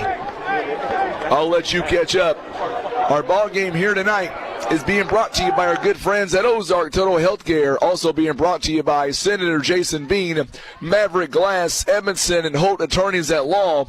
Also Air Solutions at Littery Hill Dodge, Eye Care Specialist Christian Automotive and Tire, and brought to you by Subway. No big play here, yeah. Yeah, no big play. 1st and 10, 35-yard line. Dry is thought about throwing it, but now he'll run. He's got a first down, and he'll be, depends on where they spot him out of bounds. He might be short. 102 left. So nope, now they're going to move it. I thought so. He's going to be close to a first down. 2 yards short, yep. So Dry is going to get 8 yards on that. Yeah, he just rolled out, didn't have any options. The Mules defended it well, and he ran for 8. 1:02 to go. Another pass. This one is connected, and it'll be a first down. Yeah, that's for Embry, yep. And they're going to be right at the 50-yard line. So it'll be a 7-yard pickup. And they're going to be in a hurry. Well, he was out of bounds, so yeah. They still have 3 timeouts, too. 3 timeouts. We may be here until 11.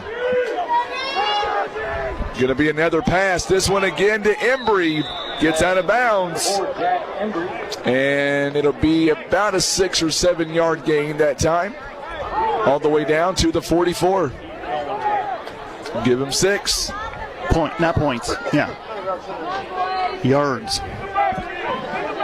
55 seconds and counting here in the first half. Another pump fake. He didn't have anything. He's going running. He's going to take off with it and get out of bounds. Yep. Smart play. He got maybe a yard. Yep, 43-yard line. But it brings up a 3rd down. Big stop, D. And stop the clock. So about 3rd and 4. 3rd down and 4. And now he is going to throw. He's got a man, Connor Rice. It'll be a first down.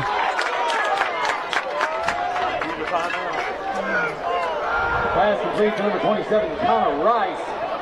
That'll be Farmington Knights. Gets down to they're going to put it at the 20, or the 34. 34, yeah. 34, yep, sorry. 9-yard pickup. They didn't use a timeout. They just waited for the ball to be set and snapped it. So Connor Rice is going to get the completion, and they're going to mark him down to the 33, 1 yard. But was he out of bounds? Is there a clock running? I can't see where I'm at. I'm sorry, 32-yard line rather. So 2nd down and about 7. Clock is stopped at 31 seconds. Yeah, he got out of bounds. Drive back to throw. He's going toward the end zone and incomplete. Good coverage by the Mules. Double coverage. It was intended for Fripp. Dylan Hall and Spencer Nunn, the coverage. And it was good. Coming up at halftime, we'll break it all down. We'll talk to Coach Randolph. Coach Zach Randolph. Love to hear his thoughts on the first half. 25 seconds left. They still have timeouts, and they got a kicker who can boot it, so yes, they're in range. They're trying to get in field goal range now. They'll take the touchdown, though. Good job again by the Mules, Dylan Hall. And now it's a 4th down and 9. And looking at a 49-yarder if they've kicked. I wish it was 68. Yeah, it's 49 yards, but and there's no wind, but the wind was coming from their back. Oh, there's a flag on the play. Oh, yeah, in the backfield, way in the backfield. It's going to be on the Mules.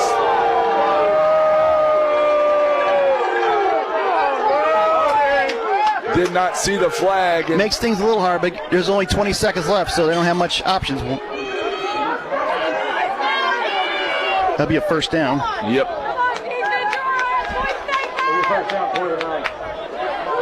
They're going to mark him down all the way. Where we at 18?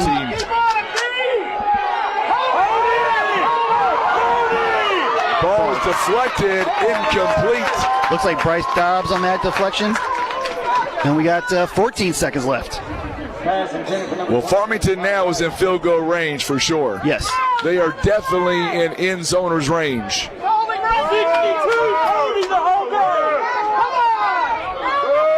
I don't believe I've heard our fans this loud all year. No, they are. Until now. Yeah, they were not happy with the. They were not happy with the last call. Nothing on that one, but Mules got the stop. Well, 2nd down and 10, 14 seconds. Still got all 3 timeouts. Be sure nice to get a pick right here. Keep them off the board. Now we may get a timeout here called. Yep, we're going to get a timeout here by the Knights. So we'll keep it here. Their first timeout of the first half. So with 14 seconds, obviously 2 timeouts, what play are you looking for if you're Coach Krupe right now? You're going to either want to run it to get him a little bit of breathing room, or to the right, to set up to the right. He likes to the left or right hash, or you're going to roll him out and try it for the touchdown. Man, Farmington can run it so well.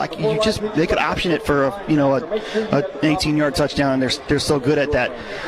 So there's a lot of options. They got the timeout. So as long as it doesn't take 18 seconds, you got a lot of things to go with here.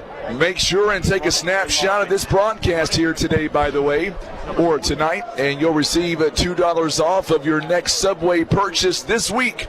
So if you're listening right now on Facebook or watching us on Misha TV, take a screenshot and present that to Subway this week and get that $2 off.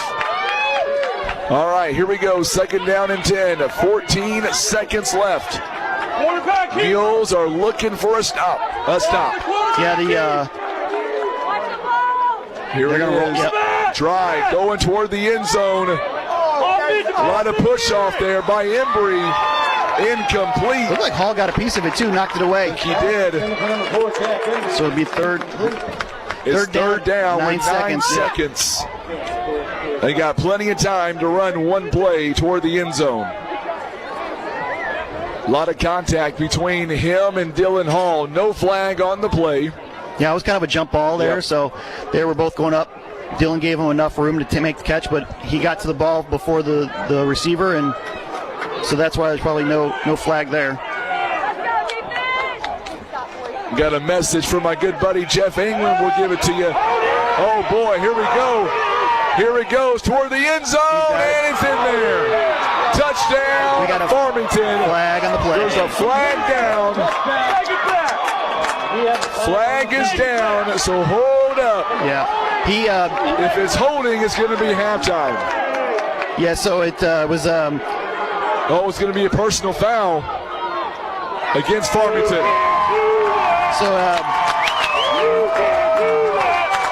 So Dry was scrambling around there and gave himself a little bit of time, but during that, it looked like, I can't see exactly what the the referee signaled because they're facing the other way, but it was definitely a penalty on the Knights that take away a touchdown. And that should be the end of the first half. Yeah. Well, unless they had a second foul in the back. They're saying maybe. Usually it'd be unless it's a defensive penalty, you'd have to end. They get one more snap, untimed down.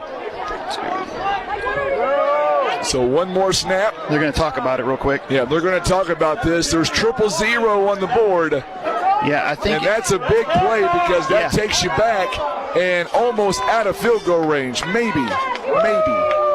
He's got a leg on him. It would be about a 49er. 49, 50-yarder. So, it should be halftime, but we'll see what the officials say. Timeout, Farmington, and they're going to let him run one more play.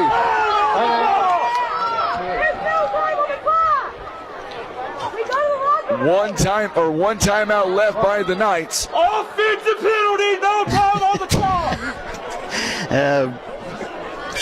Referee in the stands trying to help him out there, but the clock, they could still have clock time that we don't see because obviously the referees could have spied it. Well, they scored a touchdown during that play, so if we decline it would be a touchdown. Right. So they should be able to run one more play, I would think. Right, but if we'll see. If the clock is 0 and it's an offensive penalty, it should by design, or in the NFL it would be that way. High school, and here's the thing everybody forgets: high school, college, and NFL all are different. So these guys, they have the book, they have to take the test, whatever they say, and even if they're wrong, whatever they say goes. So you just play another down. You knock the ball away again. The entire Poplar Bluff Mules cheer team is listening in from Columbia. Nice, good luck, ladies. And of course, Jeff England is tuning in. Their fearless bus driver. He got it. We appreciate them as well. Good luck to the girls this weekend in Columbia. So it looks like we're going to have an untimed down. Here we go. This has been a long first half. Is it? Long first half. We're one more play. We're going to run one more play, no field goal. Unless there's a defensive penalty. Unless. Dry is going. Got some pressure up the middle, but he got away from it. He's going to go to the end zone, and it is nearly intercepted. Yeah, that was a good play. Job by the Mules. Hunter Clifford there with the knock it down. Did a good thing knocking it down there. Straight down, not up in the air. Man, what a first half. We've got a lot to talk about when we come back. A lot of scoring, a lot of yardage. What's the score? 35-21. Your Mules lead by 14 points. We have finally reached halftime at 8:21 on a Friday night. Don't go anywhere. We're coming right back in 3 minutes with your halftime. It's all being brought to you by PB Realty, Legacy Farm and Land Specialist. You're watching and listening to Mules football on the Southeast Sign and Graphics Mules Radio Network. Missouri State Senator Jason Bean is a fifth-generation Missourian and has worked tirelessly in Jefferson City to protect our student-athletes and Southeast Missouri values. Senator Bean is also a relentless advocate for Southeast Missouri agriculture and currently lives on the same farm he grew up and learned how to farm. Senator Bean is also working to bring modern infrastructure and development to Southeast Missouri, including the expansion of broadband internet to area residents. Senator Jason Bean is a proud supporter of all area student-athletes. Tired of guessing where your meat comes from? Country Road Market in Wapapello is your answer. We're bringing the farm to your table. From fresh cuts to custom processing, we do it all. Bring us your deer, hog, or cattle and let our expert butchers work their magic. So skip the grocery store and head to Country Road Market. We're your neighbors and we're here to serve you. Stop by 558 County Road 507 just off Highway KK or call 573-297-3456. There's family fun in the arcade every night at your Poplar Bluff Pizza Inn. Get the always fresh salad bar with a homemade ranch and nearly endless selection of toppings with thick or thin crust. You can almost smell the delicious goodness of your favorite Pizza Inn pizza, like that irresistible chocolate chip. It's a great meal out that the entire family will enjoy, with unbeatable pricing and loads of fun waiting for the kids in the arcade every night. Dine in at Pizza Inn tonight, or call in your carry-out order at 573-686-1191 or online at pizzainn.com. Ready to elevate your brand? Southeast Signs and Graphics in Poplar Bluff offers custom t-shirts, decals, banners, digital signs, and top-notch sign fabrication. Plus, we provide laser engraving for plaques and leather patches for hats and jackets. Need lighting maintenance or parking lot lights? We got that too. Swing by 304 Hazel Street or give us a call at 573-772-5566. Shop local. Visit Southeast Signs and Graphics, turning your ideas into reality. Whether you're in the market to buy or sell a home or invest in land or recreational property, talking with a reputable team of professionals makes that decision easier. Like the team at PB Realty and Legacy Farm and Land Specialist, with a combination of over 70 agents and back office staff, as well as over 330 years of combined experience. They are not just agents. PB Realty and Legacy Farm and Land Specialist list on all major nationwide websites, showcasing properties with professional photos, videos, and FFA certified drone coverage. PB Realty, a premier brokerage, is the area's leader in the real estate industry, known for uncompromising integrity and customer satisfaction. Broker-owner Nathan Maurer invites you to discuss your next real estate investment by calling PB Realty at 573-785-7600 or Legacy Farm and Land Specialist at 573-785-0530. With agents located across Missouri as well as Kentucky and Illinois, they are anywhere you need them to be. PB Realty and Legacy Farm and Land Specialist. It's time for PB Realty and Legacy Farm and Land Specialist halftime report on today's Talk 93.3 FM and 9:30 AM KWOC. PB Realty and Legacy Farm and Land Specialists create a winning plan for every client, whether you're buying or selling real estate. To make a great move, call PB Realty and Legacy Farm and Land Specialist at 573-785-7600. Let's head up to the broadcast booth. Here's the voice of the Poplar Bluff Mules, Frankie Castile. And we are back here live in Farmington. Let's say good night, and we'll see you next week. Brian, we're out of here. Yeah. It's been a long first half. It's been crazy. I mean, Mules have yet to punt. And, we only lead 35-21. Man, it's been a wild one. And after the first meeting, the second half was even crazier. So we've just kind of continued that second half on this first half, and it's kind of flipped. So it'll be interesting to see what's going to happen the next two quarters, because it's going to get weird. It's going to weird. Not as weird as what the band out here with looks like a koala bear trying to play saxophone, and I love it. Love it. They're going to keep Halloween going a little bit longer, my friend. Hey, the Mules managers are all they're all decked out. And the coaches. They're all coaches. I told them they should go out there and take the coin toss for the Mules. So I got something started today on Facebook. Funny story. I wanted to do something fun. So I said, let's have a real debate. The election's on Tuesday.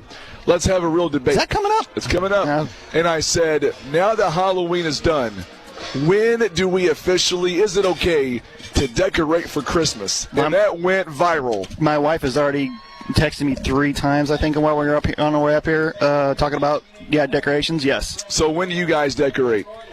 Whenever she says. We usually do it on Black Friday, but this year I might be gone Black Friday, it's such a late, we might do it earlier. Thanksgiving is such a late year this year. It's kind of different, but she just for some reason my wife Jennifer's just in the mood to decorate, and so I think she's there doing it now. Maybe listening to this, probably, hopefully, Well, meanwhile, back on the ranch, the Mules 300 yards of offense. Man. We're going to keep it here because Coach Randolph is making his way up to the broadcast booth. Mules at 300 yards on the ground so far. Or I should say, they've got 167 on the ground. They've got 135 through the air. And so far, Ferguson 91 yards of yards on the ground, 9 carries, 41 by Edmondson, and then 20 by Spencer Nunn. We'll check out all the rest of it coming up here in just a few moments. In the meantime, we're going to turn things over to Coach Randolph here momentarily, and we'll ask him about a very long first half. Before we go any farther on the football game, we're having a very intense debate at your household. When does the Randolph family put up decorations for Christmas? Whenever Mama Randolph says. And when does she say normally? We're big Christmas people. You know, our Christmas tree's probably up 9 months out of the year anyway. Okay. It settles it. It's already should be up. So what about this ball game, Coach? What a great first half by the Mules. Yep. They have really owned a lot of the ground game early on. Walk us through that bizarre ending before halftime. Yeah, it's a weird inning. One thing that a lot of folks don't realize is high school football is different from NFL and college. So the rules do change just a little bit. So if it's not what you're used to seeing on Saturdays and Sundays, like I said, it is a little different. Essentially what happened there is if we decline the penalty, would have been a touchdown. It would have been a touchdown. Right. So we accept the penalty. When we accept the penalty, it gives them one more. That's what I thought. Okay. I was correct. Okay, good deal. So what player... I thought Devin Ferguson, Coach, he's been everywhere. He has really been one of those standout kids here this half. Yeah, Devin Ferguson, he this year has really grown up on the field. You know, it's early in the year. He's just a little timid. You could tell he was a little nervous being on a varsity field, and he has really grown up throughout the season, and it shows tonight. You know, there's something as football coaches we call running angry, and he just looks like he's mad at the ground when he's running. You know, and one thing, what about that great catch and run by Xavier Jones? That kid, he is becoming a great football player in real time. Yeah, and on top of that, he's a great kid. Really fun to be around. I'm really excited to see him make a big play like that. I think I've said it before on here. I think he might be our fastest kid, and he is... He's showing it fast. tonight. Yeah, he is showing it tonight. So let's talk about Farmington. Man, they've got the explosive plays. Also, they've got McCarthy. You've got Brett Dry. How do you stop them? I mean, it just comes down to discipline on defense. They'll pop a big play here and there, and it just, staying with them, keep fighting. I thought at times our defense did a really good job, and there's other times you just got to clean it up a little bit. Got a text from my buddy and Kate. Tells me that can't believe that we're up this big right now over Farmington.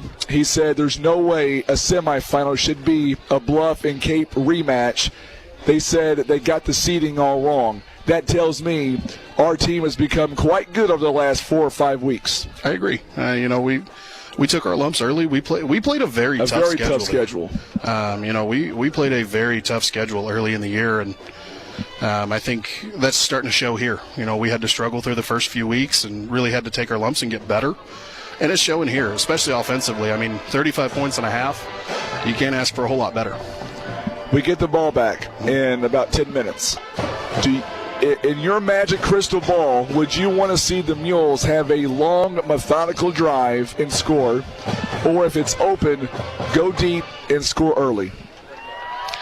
I want to see a drive that ends in a kick. I want us to score. I don't care how long it takes. I don't care if it's one play or 30. I don't know how you'd fit 30 plays, but I'm sure we could try it. We could try it. We could try it. Well, Coach, I'll tell you what, if it's anything like the first half, we're going to be in for a bumpy ride. Last question, all joking aside, when we get back to action, how critical will it be for the Mules to take that first drive and turn it into points? We got a 14-point lead right now. 3 scores is kind of the magic number on as far as like trying to get a sustainable lead. And, we have an opportunity to do that this first drive in the first half, or second half, sorry. Well, let's go do it. What do you say? Absolutely. All right, good. Coach, thank you so much for the opportunity, and best of luck. We'll see you guys afterwards. Sounds good. Thanks, Frankie. All right, Coach Zach Randolph joining us live here at the half. The Mules are up 35-21. We'll be back in 1 minute. Don't go anywhere. You're watching live coverage. It is Mules football on the Southeast Sign and Graphics Mules Radio Network. Baldwin Toyota presents the benefits of owning a Toyota. Fuel efficiency. Toyota pioneered hybrid technology combining gasoline and electric power for optimal fuel economy. Reliability. Toyota vehicles are known for their durability and longevity, reducing the risk of costly repairs. A strong resale value. Toyota owners are more likely to fetch a higher price compared to similar models from other brands. Experience these benefits and more firsthand at Baldwin Toyota. Thinking about insurance? Think Ozark Legacy Insurance Partners. And here's why Ozark Legacy Insurance Partners should be your first choice. I'm Matt Phillips with Ozark Legacy Insurance. We offer expert advice, personalized service, and we work with a wide variety of carriers to help find the best coverage for you. We make the insurance process easy and stress-free. So let us be your first choice for auto, home, business, life, health, and even Medicare. Choose Ozark Legacy Insurance Partners, where it's always our family protecting your family. All right, so we are back here live at the half. It's all being brought to you by PB Realty Legacy Farm and Land Specialists. And now let's talk about the stats here in the first half, and we'll turn that over to Brian Rosner. So Farmington's quarterback Brett Dry has 10 carries for 113 yards already and a touchdown. McLean's got 4 carries, 11 yards, and 2 scores for the Knights. Dry is 7 of 13 for 60 yards passing. 26 of those was on the first throw to McCarthy, and so the Knights have 266 total yards of offense, 206 on the ground, 60 in the yard through the air, and but they were penalized 6 times for 57 yards. Picked up 9 first downs, had the ball for just a little over 13 minutes, had 7 more snaps than the Mules, and averaged 7.2 yards per carry, or per snap, and the Mules had 30 snaps, and they averaged 10.1 yards per snap. For the Mules, like I said earlier, Ferguson's got 91 yards on 9 carries. He's averaging 10 yards a run, 2 big touchdowns, 1 for 4, 1 for 24 yards. Jay Edmondson with a 27-yard touchdown. He's got 41 yards on 4 carries. He's got 135 yards through the air on 7 of 12 passing, 2 touchdowns, 1 interception. 1 touchdown was from Logan Slack for 19 yards, and then the other one's from Xavier Jones for 53 yards on a catch and run. And so, do we want to recap of what happened that quarter? That was a lot. Holy cow! Let's start with this. It started with the Knights got the ball first. Mules stopped them on 3rd and 4th down for no gain near midfield, and so the Mules took over on the Knights' 44-yard line. Needed 7 plays to score their first touchdown. It was a 4-yard run from Devin Ferguson, and then. Farmington answered right back with a 5-play, 68-yard drive that was completed with a 6-yard touchdown run from McLean that tied the game at 7 with 5:44 left in the first quarter. The Mules then answered with a 4 plays that got into the 43-yard line, but an interception stopped that drive, and Farmington took over deep in their own territory and was forced to punt 4 plays later. So the Mules got the ball back at midfield and needed just 3 plays to score a touchdown. This time it was Edmondson on a 27-yard run with 1:10 left in the quarter to get the Mules a 14-7 lead. The Mules then got another big 3-and punt. This time that set up a 99-yard touchdown drive for the Mules. It took them 9 plays in just a little under 4 minutes.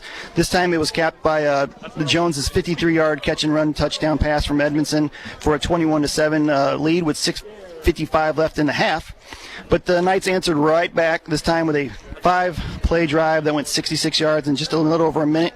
And Dry went for 45-yard run for the touchdown to cut the Poplar Bluff lead to 21-14 with 5:48 left in the half. But the Mules answered right back again. This time it was a 4-play, 56-yard drive that took just over a minute and a half, and it was capped by Ferguson's 24-yard run, put the Mules up 28-14 with 4:21. But here come the Knights back again. This time it was McLean's 4-yard touchdown run to make it a 28-21 game with 1:36 left in the half. And the Mules took over on at the 50, their own 48-yard line after a long return from Colt Clifford for 38 yards, and that set up a quick 4-play, 52-yard touchdown drive that took just 27 seconds. This time it was Logan Slack catching a 19-yard pass from Edmondson, and that put the Mules up 35-21 after Clifford converted his 5th extra point of the game. And by the way, the Mules' record for extra points in a game. Here we go. 6. Done a whole bunch of times. So we got time. Something to think about in the second half. By the way, quickly, I was going to tell you, Doug Osborne was letting me know about. Can't find the post or the link to buy the video. It's actually in this post on Facebook. So if you can go back to the text click on the link, and that will take you to purchase the Misha TV broadcast. Let me tell you. You missed a lot, but definitely go back and watch it. Yeah. If you haven't bought it yet, you might want to go ahead and switch over and do that now, because this game, it's far from over. This could be a bumpy second half ride, and if it's like it is in the first half, it's going to be a lot of fun. Chaos. Man. This is going to be a wild. I mean, there's plenty of time in this game. This is going to be a wild one, folks. I wouldn't go anywhere. So we've got a lot going on at 35-21, and at halftime it is Cape Central. They lead as well. It is a 28-7 ball game. Hillsboro at halftime, they extend their lead 41-14 over Sykeston. That game, by the way, was tied at one point. It was a 7-7 score, so a lot still to go on, and of course, I tell you what, no lead is safe in this game right now. Not up here, too. I mean, Farmington always scores quick. They gets those big plays and has the ability to. They've been definitely flirting with the onside kick, getting it back. So if the Mules have to take care of the business to hold on for this one. They got a lot of work ahead of them. We're going to go to break. We'll come right back in just a few moments. Let's take a 3-minute timeout. We'll come right back as we continue. It is our halftime report. It's all being brought to you by PB Realty Legacy Farm and Land Specialist. Mules lead at 35-21 on the Southeast Sign and Graphics Mules Radio Network. Head to Village Express for the coldest drinks in town and home-cooked hot breakfast and lunch daily. Spend $30 on fuel, get a free fountain drink. Enjoy homemade breakfast items like biscuits and gravy, breakfast casserole, and apple pies. Try their new Village Tater, smoked baked potato and garlic butter, Velveeta cheese, bacon bits, and barbecue pulled pork. Don't miss the mouth-watering smoked ribs, Boston butts, and fish Fridays. Like and share our Facebook page at JD's Village. Village Express is located on the corner of PP Highway. Attention farmers. Kevin's Auto Repair and Tire is running a farm special on tractor tires until the end of the year. Yes, you heard that correctly. Until the end of the year, Kevin's Auto Repair and Tire carries all the big names you know and trust. They also offer all sizes. No matter what size tractor you have, they can get you taken care of. For all of your tractor tire needs, call Kevin's Auto Repair and Tire at 573-840-5053 and ask for Shannon Bradley. That's 573-840-5053. I keep pushing my chair closer to the TV. Glare makes it hard for me to drive at night. I can barely read small print. Are cataracts impairing your vision? Cataracts are a natural part of aging, and everyone gets them at some point. If your vision isn't as clear as it should be, call Brad Stuckenschneider of Eye Care Specialists at 686-5579. 686-5579. Eye Care Specialists, caring for the needs of your special eyes. Hey Mules fans, hungry for a deal? Head over to Subway in Poplar Bluff where you can buy 2, get 1 free on footlong subs all day long. Whether you're fueling up before the big game or celebrating a win, Subway has you covered. Don't forget to ask about our team deals and catering options. Perfect for any sports event or team gathering. Subway, food that fuels the Mules. At Christian Automotive and Tire, we care about your family's safety. With our free tire rotations and trusted repairs, your vehicle will always be in top condition. Don't let finances hold you back. Get no credit financing with just $50 down. Whether you need new tires or maintenance, we've got you covered. Plus, our easy payment option gives you instant shopping power. Visit us on Business 67 South in Poplar Bluff or call 573-785-TIRE. Trust Christian Automotive and Tire for quality service and peace of mind on the road.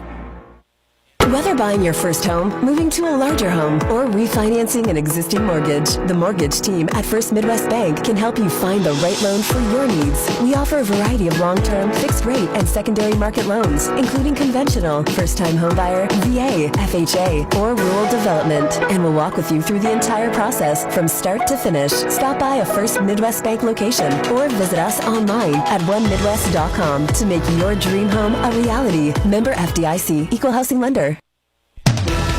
Let's get back to the exciting action. Here's the voice of the Poplar Bluff Mules, Frankie Castile. All right, so we are back here as we get ready for the second half, and the Mules will get the ball back to begin this third quarter.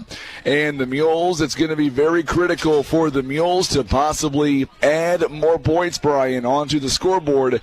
Having a 3-touchdown lead, that would be huge, especially here in the playoffs. Yeah, no lead is safe in the playoffs, especially when you're on the road, especially when you poke the bear, you could say, in the first half. They're going to come out of that locker room fired up. This first possession will be interesting. Greg Gilberto is tuning in and watching as well on Facebook. We sure miss you being here, my friend. I know if the Mules can hang on here, we'll see you next week for sure in Cape, but the Mules have a long way to go here tonight. Farmington, they're coming out of the locker room. It looks like they're jacked up. We'll see if the Mules can follow suit when the Mules get ready to take on the Knights here in the second half. It'll be Mule football, and they will have a 35-21 lead.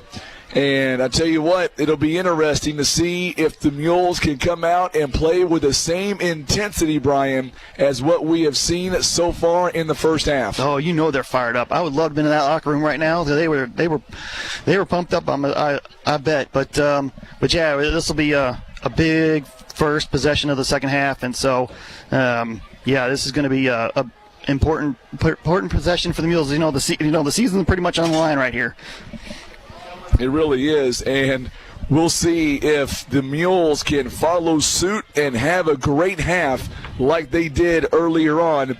Let's step away. Our final 30 seconds here before halftime ends, and then a second half is on the way next on the Southeast Sign and Graphics Mules Radio Network. From car windows to home repairs, Maverick Glass is your local expert for all things glass. We offer top-quality automotive, residential, and commercial glass solutions. Our skilled technicians provide you fast and reliable service. And with our competitive prices, you'll get the best value in town. Call us today at 573-686-6442. Maverick Glass is your choice for the best service at the lowest price for more than 35 years. Our ball game here tonight is proudly presented by First Midwest Bank, Kevin's Auto Repair, PB Realty, Legacy Farm and Land Specialists, Whitworth Gift Chest Jewelers. Also being brought to you by Russian Towing, Baldwin Toyota, Ozark Legacy Partners Insurance, Mossy Oak Properties, Poplar Bluff Monument Works, and being brought to you by Village Express Pizza Inn, Barker's Towing and Auto Repair, Country Road Market. Also being brought to you by Subway, Christian Automotive and Tire, Eye Care Specialist, Larry Hillis Dodge, Air Solutions, Edmondson and Holt Attorneys at Law, Maverick Glass, Senator Jason Bean, and Ozark Total Healthcare, your Mule sponsors for this football season. I don't know about you, Brian, but I am not ready for this football season to end quite just yet. If it was anything like the first half, we're going to be here for a while. It is now a 35-7 lead at Cape Central. They score again. Yeah, whoever wins this one's definitely going to Cape next week. They're going to Cape. Here we go. A Zoner is going to kick it off to the Mules, and the Mules will go from right to left, a line drive. That one goes right to Jenkins, and the Mules have it on the 35-yard line. This is a line drive. Almost bounced right off his chest. Mules are fortunate it didn't bounce off his chest. It was a line drive. Mules have it now, 1st and 10 at 35-yard line. All right, Mules Nation, let's hear from you. If you're on Facebook, let's hear about it. Oh, Greg, that is awesome. Jackie got a new pacemaker today, and everything went perfect. Amen to that, my friend. God is good. God is good. All right, 1st and 10. They give it back to Ferguson. Boy, he is shoved out of bounds. He got a good block there from, looked like Carson. Was it Carson Dickin? Yeah, Carson Dickin. All the way out to the 42-yard line. That wasn't surprised that Carson had the block. That was me surprised I could see whose number it was. Can I give a big shout-out to Lori Bussey for 1 second? There you go. Lori Bussey is an amazing person. Just went out and got me some hot chocolate. How much I appreciate her very, very much. Ferguson again, spin move. Nice. It's a first down. He is still on his feet inside of Farmington territory. We love Miss Bussy. Thank you so much, darling. Ferguson with a spin move. Otherwise, that was like a 2-yard gain. He ended up getting out there, and now the Mules are inside 45 of Farmington.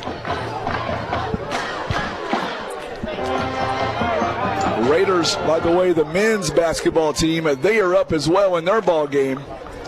They are up. I'll get you a score in just a moment. That was 14 for Ferguson. The Mules are first down. First down at 44-yard line on the Knights. It is a Subway first down. There's a flag on the far side. Yeah, and he threw it on the Mule side. Looked like somebody moved, so it's going to be a 5-yard penalty. Flag on the field? Yep. Yep. I believe Hunter moved. So he saw a move. Yeah, it was. He saw. Yep. First down and 15. Back to the 49 on the Farmington side. Joshua Knight tuning in back at his house. Glad to have you alongside, Mr. Knight. It is first down and 15 on the 49. Here we go. Edmondson back to throw. He's got a man wide open. Logan Slack. It is a touchdown, Mules. Oh my goodness. Nobody was within Farmington from Fredericktown of him. Wide open. Logan Slack. Now, Mules Nation, that deserves those firecrack emojis on Facebook. What a throw. Logan's second touchdown of the night, too.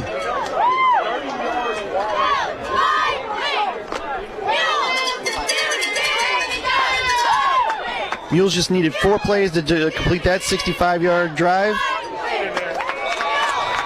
The extra point attempt, it is up and good. And now the Mules lead 42-21. We're back in 30 on the Southeast Sign and Graphics Mules Radio Network. When you need a tow truck, it's more than just a guy showing up in a big truck. That's why at Barker's Towing and Auto Repair, we pride ourselves on being the best. Vernon Barker here, owner of Barker's Towing and Auto Repair. Not only do we have the largest fleet capable of doing any size job, we have the most combined experience in the area. When you need a tow, whether from a breakdown or accident, for your auto or semi, remember, request the pros. It's Barker's by request at 573-785-7811. 4 plays and the touchdown. Mules now lead 42-21. 10:57 in the third. Wow. Yeah, that was. Oh, sorry, Brian. That's all right. It was just definitely blown coverage there, and Jay had a good eye to see he was wide open. I mean, everybody in the stands could see he was wide open, but if he didn't look to his left, you know, he could have missed it because he had another receiver open on the right side. So, yeah, and a perfect throw. To get him in there. Men's basketball program, they're up 38-21 at the Live Bluff Family Sports Complex. So now 42-21. There's a line drive near the 20-yard line. Mules all over him this time. Going nowhere. Carson Dickin with a big stop. Ferguson also in on the tackle. Farmington will take over at their own 31. So 11-yard return on that one. About 11 yards. Here we go. First down and 10 for the Knights. Again, don't give up that big play. Dry misses one tackle. Still going to have a first down. Yeah, he's tough. He is. He is hard to bring down. He is out to the 42-yard line. A gain of 11. It is a first down and 10.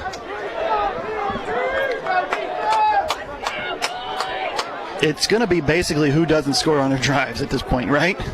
It really is.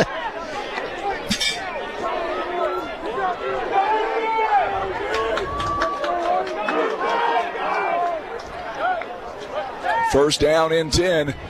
Dry pitches outside to Connor Rice. He has got some space, and he'll be near midfield. Connor Rice with the carry.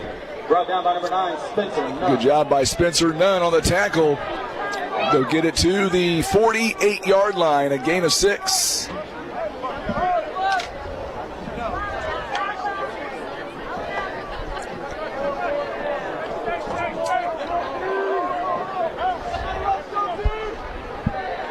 Try again, he's going to keep it. This time, he's going to avoid 2 tackles and get the first down. He does get the first. Good job by Spencer Nunn. Nunn was there. And they'll be inside of Mules territory. Down to the 46. First down. 6-yard run for Dry. He's at the 130 yards and just 12 carries. He is dynamic. Yeah, he's definitely going to keep him in this game. This time it was a handoff up the middle, and the Mules going to stop it, but after about a 4 to 5 yard pickup, 4 or 5 yards. And technically they didn't bring him down; they just kind of blew it dead because that was Casey McLean too. McLean. He is a beast. He disappeared. You couldn't even see who had it. His number. Everybody just down to the 42. Gain of 4. 2nd down and 6. Farmington does not want their season to come to an end. They are down by 21. Oh, high snap. It's on the ground. It bounced right Dry. Oh, going to get stopped by the Mules. Alexander Larkin with a big stop. Brings up a 3rd and long. Fumbled snap will do that to you. Farmington lucky to have the ball. Yeah. All the way back to the 48. 3rd down and 12. Tonight so far for the Knights, they are just 2 of 8 on 3rd down conversions so far. And this one's a long one. It is. Yeah, definitely going to. 3rd down and 12. They're going to throw. They got a man. He is open. It is Fripp. He is going to be shy of the 1st down marker, but it will bring up 4th and short. Yeah, it's going to be a 4th down. You're going for it here. And that was a good Fripp cut across, and his teammate kind of a little pick play where they get the defenders mixed up, and he was able to catch the pass on the underneath and then get out, but not enough. The Mules recovered fast enough to get out there and keep them from getting the 1st down. It is 4th down and 1. Big play for the Mules defense. And he'll have a first down. They give it to the big man through McLean. McLean. He gets down to the 33. To the 33. So big 4th down pickup.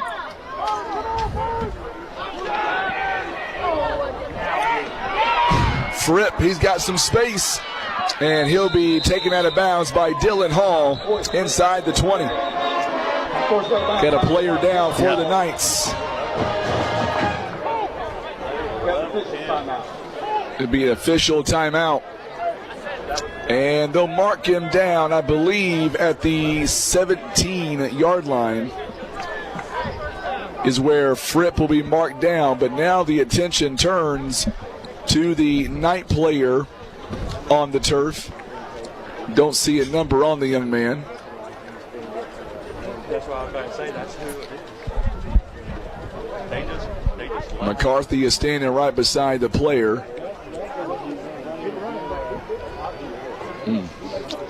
Let's step away for 30 seconds and come right back. You're watching live coverage. It is Mules football on the Southeast Sign and Graphics Mules Radio Network. Attention farmers. Kevin's Auto Repair and Tire is running a farm special on tractor tires until the end of the year. Yes, you heard that correctly. Until the end of the year, Kevin's Auto Repair and Tire carries all the big names you know and trust. They also offer all sizes. No matter what size tractor you have, they can get you taken care of. For all of your tractor tire needs, call Kevin's Auto Repair and Tire at 573-840-5053 and ask for Shannon Bradley. That's 573-840-5053. Head to Village Express for the coldest drinks in in town and home-cooked hot breakfast and lunch daily. Spend $30 on fuel and get a free fountain drink. Enjoy homemade breakfast items like biscuits and gravy, breakfast casserole, and apple pies. Try their new Village Tater, smoked baked potato and garlic butter, Velveeta cheese, bacon bits, and barbecue pulled pork. Don't miss the mouth-watering smoked ribs, Boston butts, and fish Fridays. Like and share our Facebook page at JD's Village. Village Express is located on the corner of PP Highway. So that was Casey McLean that went down for the Knights, and the good news was he was able to bounce up on his own power, get back up, and that is good news. Yeah, he looked. I did not see the play, but the coach was on him pretty quick. So, but good to see he was able to sit up on his own and get up and walk off. But that's a tough one to miss for them. He's a good player. It's first down and 10 for the Knights. They put Fripp in motion. They hand it off to him. Nunn is right there with the tackle. He is down to the 14.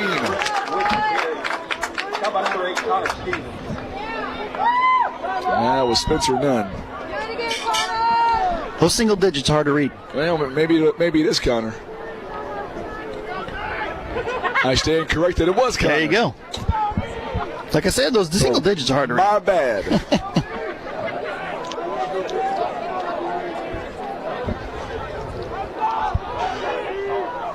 Put a man in motion. Going to be a quarterback. Keeper this time. Dry gets up.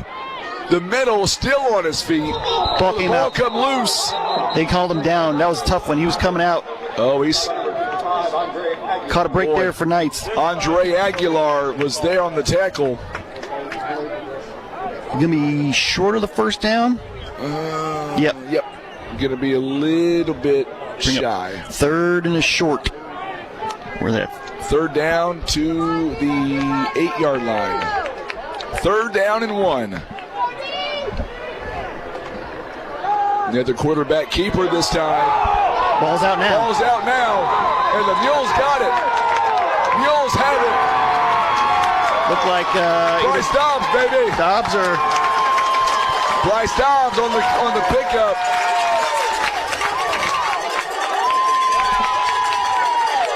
There is 6:24 left in this quarter, third quarter. The Mules take over at their own. Looks like the 8. No, 7. 7-yard line is where the Mules have it. That is a huge turnover inside the red zone. First one for the Knights tonight. And that one is costly. Ended an 11-play drive. Now the Mules, here comes Spencer Nunn. Nunn has got a first down. It is a Subway first down. Spencer Nunn on the carry. And they're going to mark him down all the way out to the 22 or 21-yard line. It's a gain of 14. And gets them out of the shadow of their end zone. That's key. Nunn at 3 carries and 34 yards on the night. Well, the Mules had a 99-yard drive. A 93 one would be a pretty good. Edmondson's going to be taken in the backfield. He is back inside the 20. Tried to pull the hand off, but couldn't get it out fast enough and was able to at least hold on to the ball before like 4 or 5 defenders was on top of him. Back to the 18-yard line, so only a 3-yard loss. Second down and 13. Not a sack for those of you keeping score at home. Does anybody ever do that? Keep football stats? I don't know. Like baseball? Not as easy, I guess.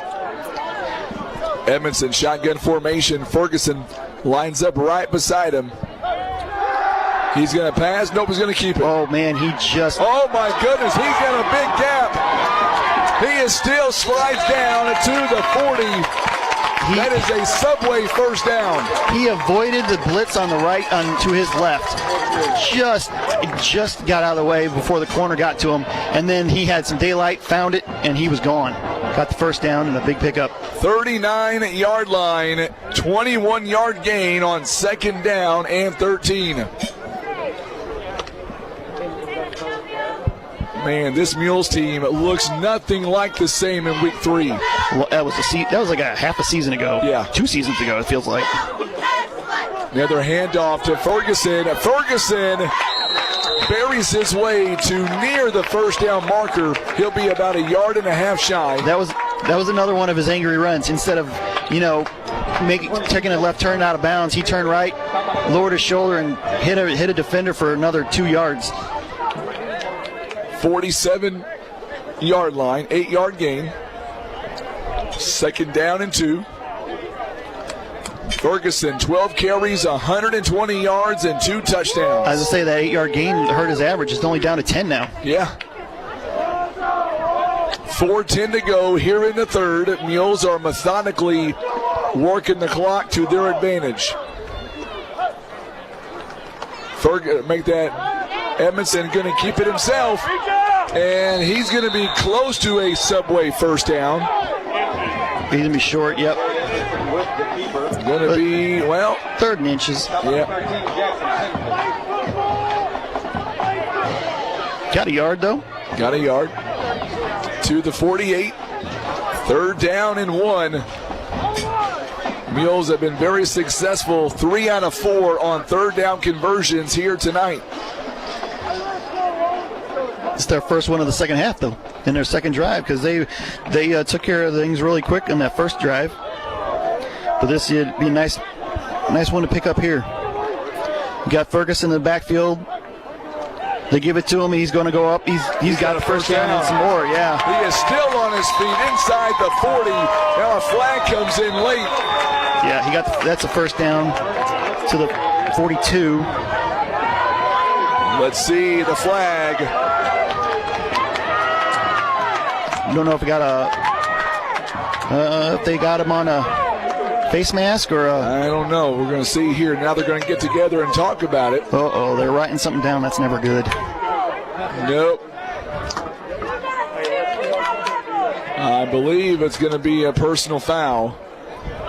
They're walking over toward the Farmington sideline. Well, it's still going to be a first down. Personal foul. Yep. On the Knights. Yep.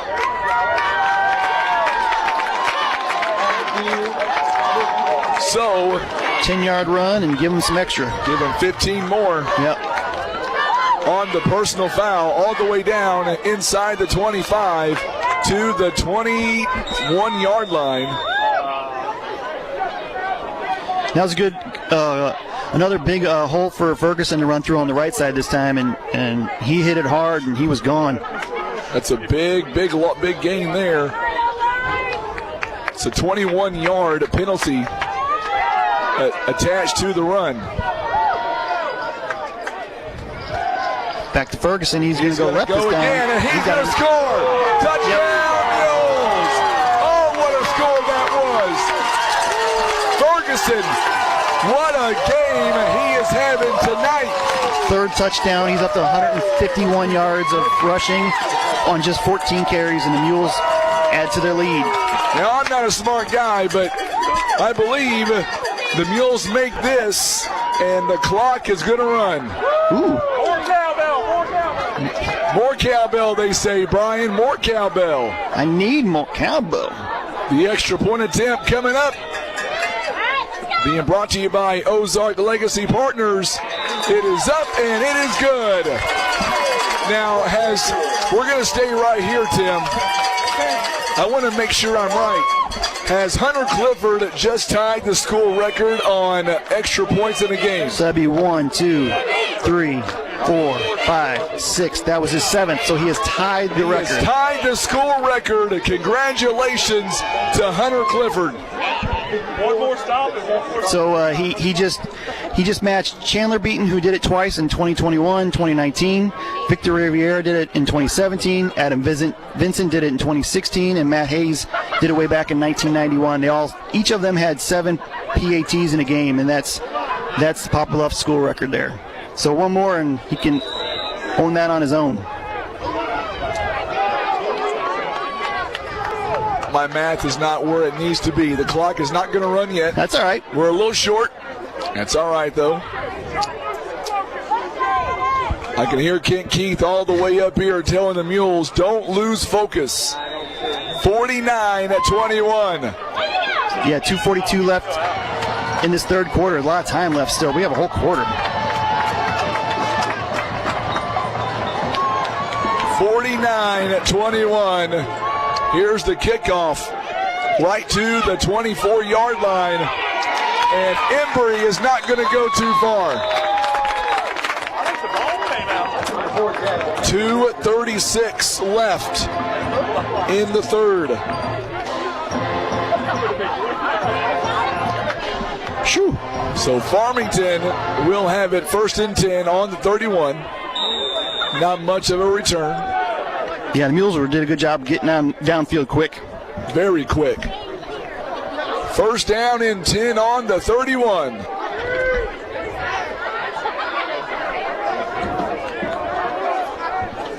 Little bit of history here tonight. Oh, the pitch outside. Oh, my goodness, what a good move by Fripp. Oh, Hall with a big hit. He still shook it off. And then Larkin with a big hit. He's going to get at least 9. Yeah, they're going to give him a 1st down. Yep, he deserves that one. Yeah, he definitely earned it. He earned that 1st down for sure. Farmington, a 10-yard gain. All the way to the 41. And they're going to hurry up here. Greg Gerberto says, got to stay focused. And the play is dead.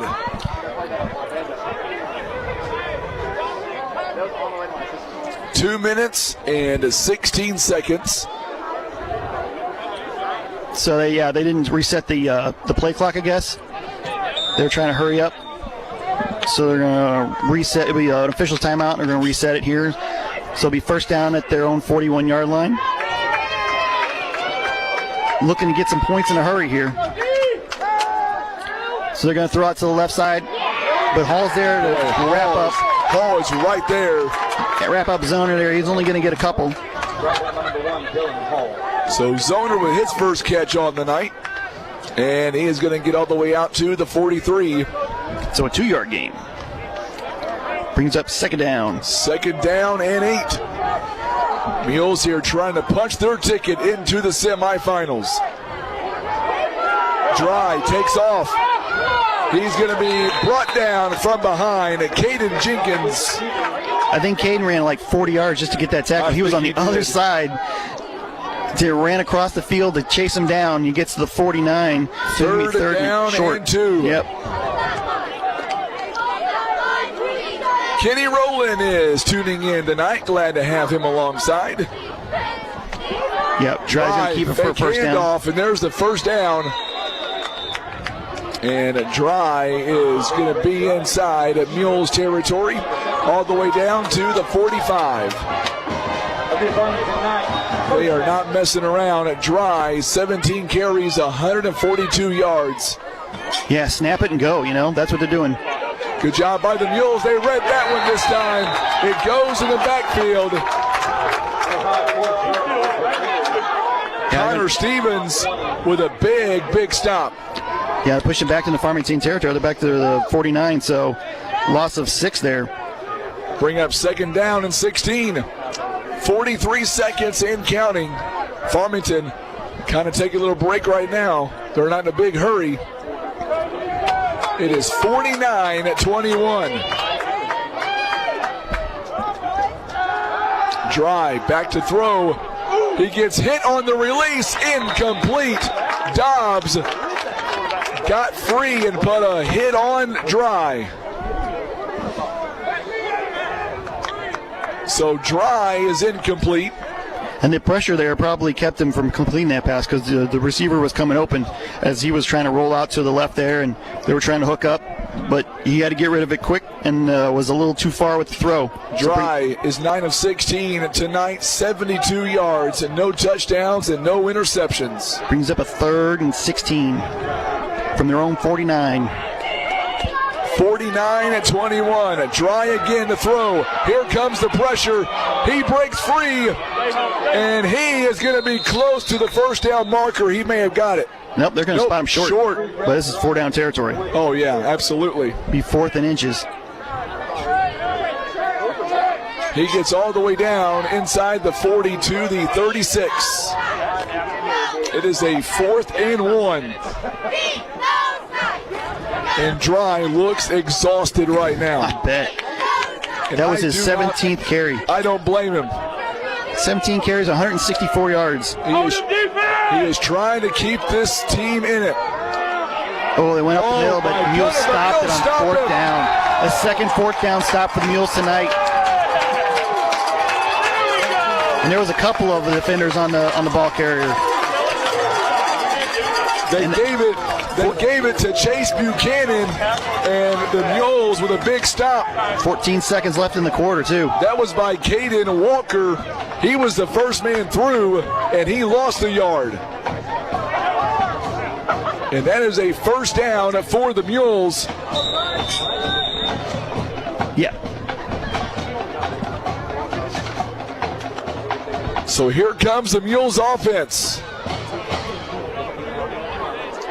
We've got 14 seconds here in the 3rd. 49-21. Going to hand it off. Ferguson cuts up, still on his feet to the 45. Another angry run. And that'll be the end of the 3rd quarter. 2nd down and 2 coming up. Well, the clock stopped here for just a moment.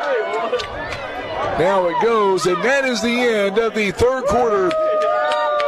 Mules are 12 minutes away from a showdown at Cape Central. We're back in 1 minute on the Southeast Sign and Graphics Mules Radio Network. Head to Village Express for the coldest drinks in town and home-cooked hot breakfast and lunch daily. Spend $30 on fuel and get a free fountain drink. Enjoy homemade breakfast items like biscuits and gravy, breakfast casserole, and apple pies. Try their new Village Tater, smoked baked potato and garlic butter, Velveeta cheese, bacon bits, and barbecue pulled pork. Don't miss the mouth-watering smoked ribs, Boston butts, and fish Fridays. Like and share our Facebook page at JD's Village. Village Express is located on the corner of PP Highway. There's family fun in the arcade every night at your Poplar Bluff Pizza Inn. Get the always fresh salad bar with a homemade ranch and nearly endless selection of toppings with thick or thin crust. You can almost smell the delicious goodness of your favorite Pizza Inn pizza, like that irresistible chocolate chip. It's a great meal out that the entire family will enjoy, with unbeatable pricing and loads of fun waiting for the kids in the arcade every night. Dine in at Pizza Inn tonight, or call in your carry-out order at 573-686-1191, or online at pizzainn.com. All right, so here we go now. It is the 4th and final quarter. Mules lead 49-21. They hand it off to Ferguson. They were ready for that run. They were. Yeah. Not much to go there. They hit a loss there. Yep. 3rd down. And he'll lose about a yard, maybe 2. Yep, 2 yards on the loss. And now it's 3rd down and 4. 3rd down and 4. Mules are less than 12 minutes away from heading up I-55 to Cape Central. I was hopeful that Webster Groves would do us a favor. That didn't happen tonight. Not tonight, no. Not tonight. Jay's going to keep that one. He's got it himself. Flag comes in. Yep. He's going to come back. That's going to be a holding right at midfield. Yep. Wasn't even close to the play, so just got tangled up or something. I don't know. That was unfortunate, but that one's coming back. We're going to do it again. So going to bring up, instead of 3rd down and 4, about 3rd down and 14. Yep, holding the Mules. Yep. Holding on the Mules. It's their first hold of the night, though. All right, it is official. Cape Central, I'm going to read you a text I just got. Final 42-7. It says, and I quote, Frankie and the Mules get to come here and shock the world next Friday. Whoa, Hold on a second. We still have 12. Let's tap it down somewhat. We still have 11 minutes and 14 seconds of this quarter. I didn't say that. I was reading what I got. Can I tell you who said that? No, you better not. You get somebody in trouble. So the Mules will have a long 3rd down. Long third down coming up. 33. Yep, 3rd down and 14 coming up. 3rd down and 14. Sorry, Timbo, if we're in Cape next week, you'll be on the roof, my friend. He says he knows. Edmondson, shotgun formation, 3rd down, empty backfield. Boy, if the Mules can convert this. Quick throw. Colt Clifford. No, he's not. He's going to get a 1st down. No, it was a little short pass, and then he broke it. Yeah, that was a great play. Big time run.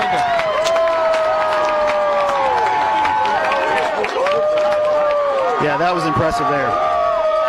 Yeah, it was a short pass. He was open because they're dropping back for the coverage, and then he made a move, made a guy miss, and then was able to get the angle down the field to get to the Farmington 34-yard line and he needed keep that drive 13 going. yards and got 33. There you go, right? Mules. Handoff to Larkins. Larkins with the handoff. He is going toward the end zone. He is going to be brought down. Oh, a flag comes out late. A flag comes out late. Probably a horse collar. You got from behind? It's going to be a personal foul. It'll be a personal foul.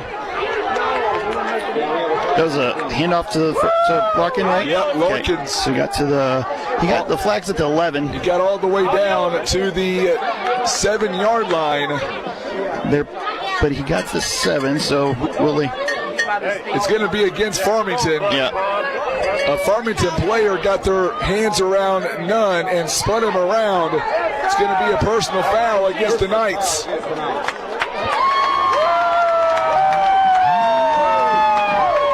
And that's going to spot the ball just outside the 3-yard line, right inside the 4. 27-yard run. 27-yard run. Okay, can I say one thing, Brian? Plus the what? 3 yards? Yeah.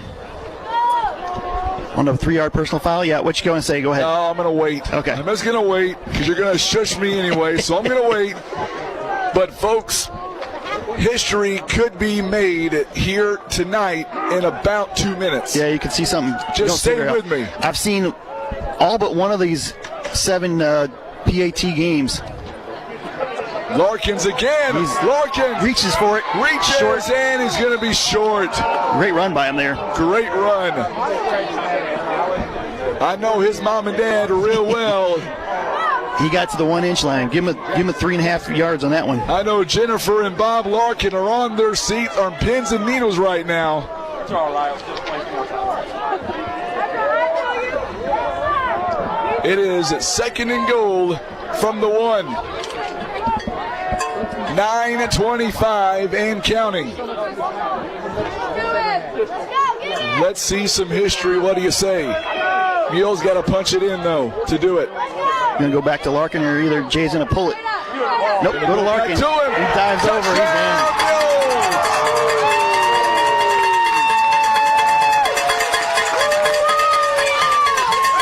All right, now the extra point attempt coming up.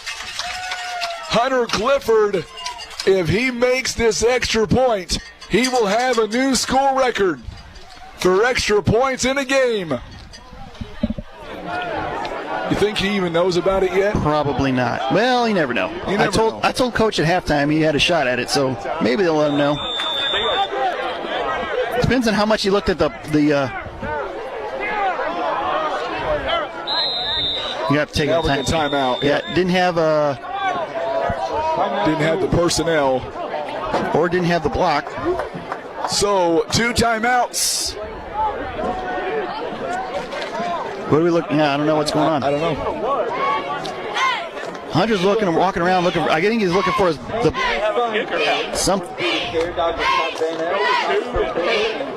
He's getting something out of a bag. The block, yeah, you have to. Oh. Or the football. Yep. Yeah, they don't use the block on the PATs, my bad. I'm too excited about the play. Here's the deal. Yeah. If Hunter can make this extra point, then he will have a brand new school record. I'm assuming he'll be kicking the extra point. Yeah. I would assume so. Let's go, Hunter. Can he make it 8 in a ball game? That is the key. He does it, he'll have a brand new school record. And that's hard to accomplish in a game. I have to start looking up last time Mules got 56 in the game. It's been a while. It's been a while, yeah. Here it is, folks. Extra point coming up. It is 9:10 to go in the ball game. The extra point attempt. Edmondson, the holder. Hunter Clifford is the kicker. Can he do it? Good snap. Here's the snap. It is on the way. New school record. Hunter Clifford with 8 extra point attempts in a game. And I tell you what, let's go ahead and do this for added measure. What do you say? Let's run that clock now. That is 8 in a ball game. Congratulations to Hunter Clifford.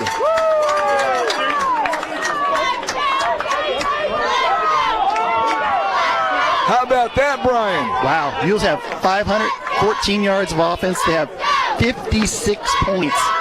You have to go way back to, well, it's not that long ago. It was 2021, I think, last time they scored 50 in a game. Yeah, 2021, week 2. So, but yeah, great game for the Mules here. Tim Funky of Air Solutions is tuning in tonight. Boy, this will be a game to go back and rewatch on Misha TV and buy this video. Yeah, definitely worth the $10 It is worth it. And the good thing for your voice is, like I said, the running clock now for the Mules. That's right. I'm so far behind, I don't even have the points posted of the thing, and my goodness, 56 to 21. See, mine all does it all automatically. Yeah, that's nice. Congratulations to Hunter Clifford. Great young man. And he has just set a new school record. And even special, more special tonight because it's the postseason, And it's on the road, too. Yeah. And you're the underdog. Good return there. Good return. Yeah, from Knights, and that was... Clock is going to run now. Clock is not going to stop. We might get home before midnight. I didn't think that at halftime. Boy, I tell you what, this Mules team that we're watching tonight, playing the Chaminade, playing the Capes, playing Valley View and Jackson, it has made us that much better in Week 10.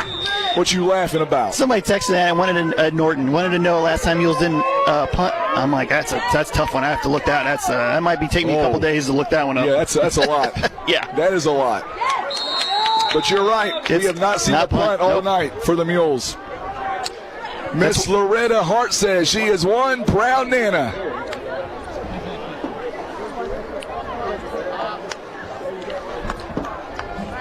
Mules are on their way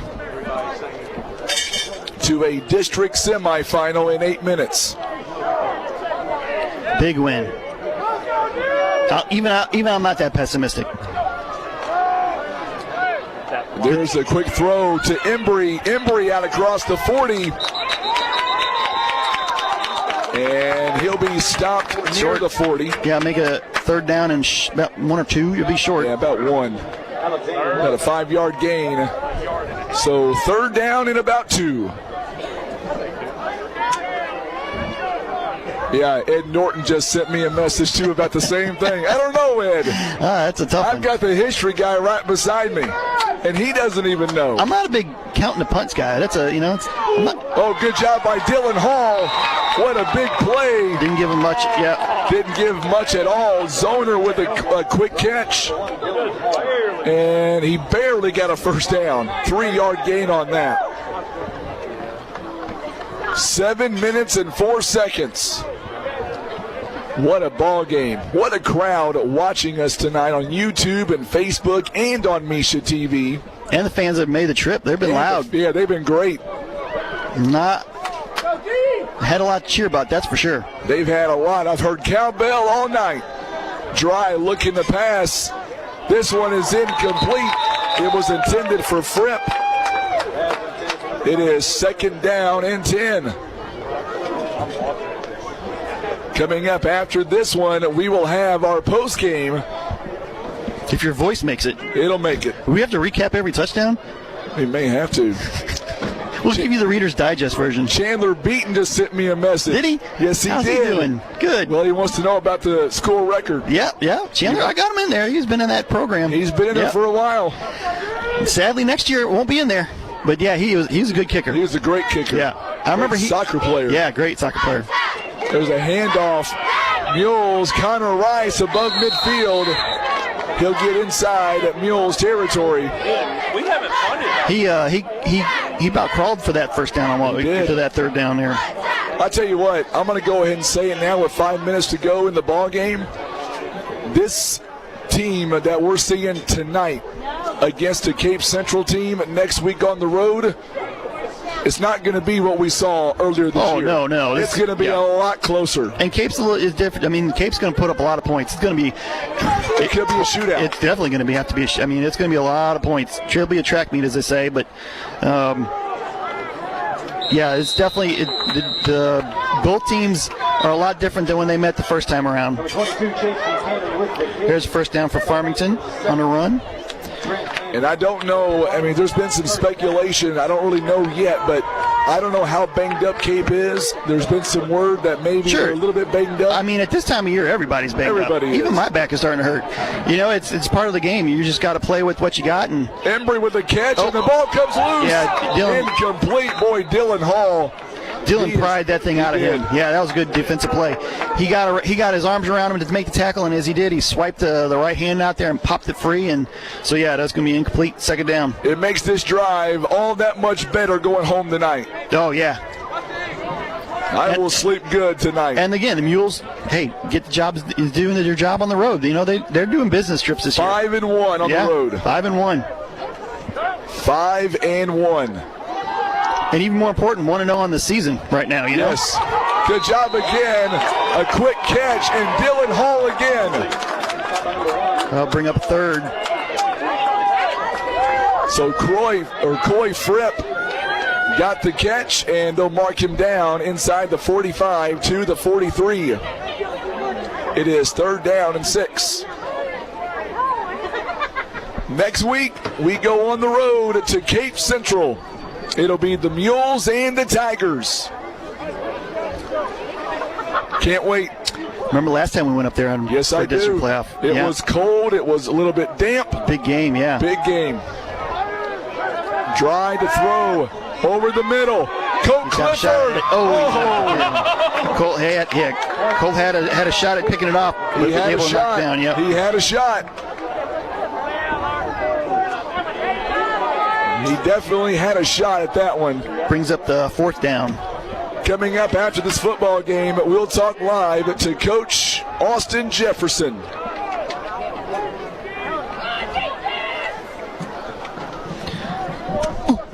We got 3 minutes left with clock running. Fourth down and 6 for the Farmington at the Mules. And try to throw again. This one is caught by Embry, and it is a first down. Good throw to the sideline there for the catch. It has been all Poplar Bluff in this half. Yeah, in this game, they really they scored on every drive but the one, and forced a couple punts and a couple of big stops on fourth down. So that was what kind of led them to pull away here. Dry going toward the end zone, and this one, nobody there. Incomplete. Clock continues to run. The first time Cape and Bluff met up, it was at home. And Mules have done some great things this season on the road. Yeah, Mules got beat 49-6 in that game. Only had 261 yards of offense, gave up 427 yards. I mean, this is a lot different defense, for the Mules, and the offense has been, steadily getting better. They went from scoring 9 points at Jackson, then going 27, 28, 39, 36, and then tonight we got 56. So steadily improving. Dry again, going toward the sideline there. It is That's caught. Yep. But it'll bring up a third down because he caught it at the 22. 22, yep. 22-yard line.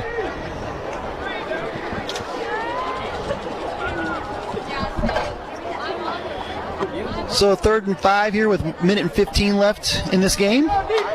Mules up 56-21. Dry's going to run to the right side. He's going to be forced out of bounds. Looks like he's going to be a little short for another 4th down. They've already converted 1 on this drive, looking for keep things moving. And we're now under a minute left.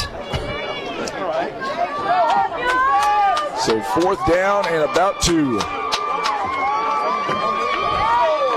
And Dry with that 3-yard run, he has 40 seconds. He has 167 yards rushing, and if you'd have told me that and 106 yards passing, and the Mules still have a running clock, my goodness, what a night. Going toward the end zone. Picked off. It's picked off. So there you go. J.R. Lathan. J.R. Lathan with the interception. And this game is going to come to a close. Yeah, way to cap that one right there.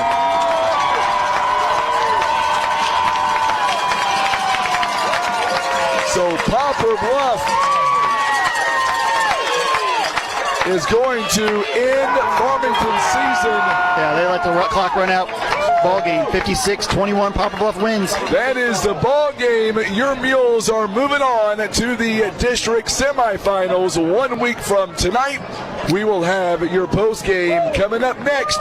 Don't go anywhere. Mules win. You're watching and listening to Mules football on the Southeast Sign and Graphics Mules Radio Network. From car windows to home repairs, Maverick Glass is your local expert for all things glass. We offer top quality automotive, residential, and commercial glass solutions. Our skilled technicians provide you fast and reliable service. And with our competitive prices, you'll get the best value in town. Call us today at 573-686-6442. Maverick Glass is your choice for the best service at the lowest price for more than 35 years. Whether you're in the market to buy or sell a home or invest in land or recreational property, talking with a reputable team of professionals makes that decision easier. Like the team at PB Realty and Legacy Farm and Land Specialists, with a combination of over 70 agents and back office staff, as well as over 330 years of combined experience. They are not just agents. PB Realty and Legacy Farm and Land Specialists list on all major nationwide websites, showcasing properties with professional photos, videos, and FFA certified drone coverage. PB Realty, a premier brokerage, is the area's leader in the real estate industry, known for uncompromising integrity and customer satisfaction. Broker owner Nathan Maurer invites you to discuss your next real estate investment by calling PB Realty at 573-785-7600 or Legacy Farm and Land Specialist at 573-785-0530. With agents located across Missouri as well as Kentucky and Illinois, they are anywhere you need them to be. PB Realty and Legacy Farm and Land Specialist. All right, so we are back in the Mules with a big win tonight. They go on the road, and they are victorious. Final score, 56-21. Mules now have a date against Cape Central in 7 short nights. And, Brian, what a ball game, and there's a lot to break down here tonight. My goodness, yes. Where do we start? Let's start with Devin Ferguson. 157 yards rushing on 16 carries, 3 touchdowns. Jay Edmondson ran for a touchdown, 60 yards rushing, threw for 217 yards, got really close to 4,000 for his career. He completed 9 of 14 passes, included 3 touchdowns, 2 to Logan Slack, who had 68 yards on just 2 catches, caught both touchdowns, or both catches for scores. And then Xavier Jones, he scored a 53-yard touchdown on a pass, and so the Mules just kind of rolled tonight. They had over 500 yards of total offense, 514, ran for almost 300, 297, had 217 yards passing, and only threw the ball 14 times. Just the 1 turnover, forced 2 turnovers at the ending of the game with an interception in return for J.R. Lathan, and recovered a fumble there. I think it was Dobbs we decided had that off the double check on the film, because it was a couple guys who landed on that one. The defense did a great job, had 2 big 4th down stops at midfield to kind of set up the short fields for the Mules offense, and so yeah, they rolled tonight. It's just the easiest way to put it. They just one of their most complete games of the season.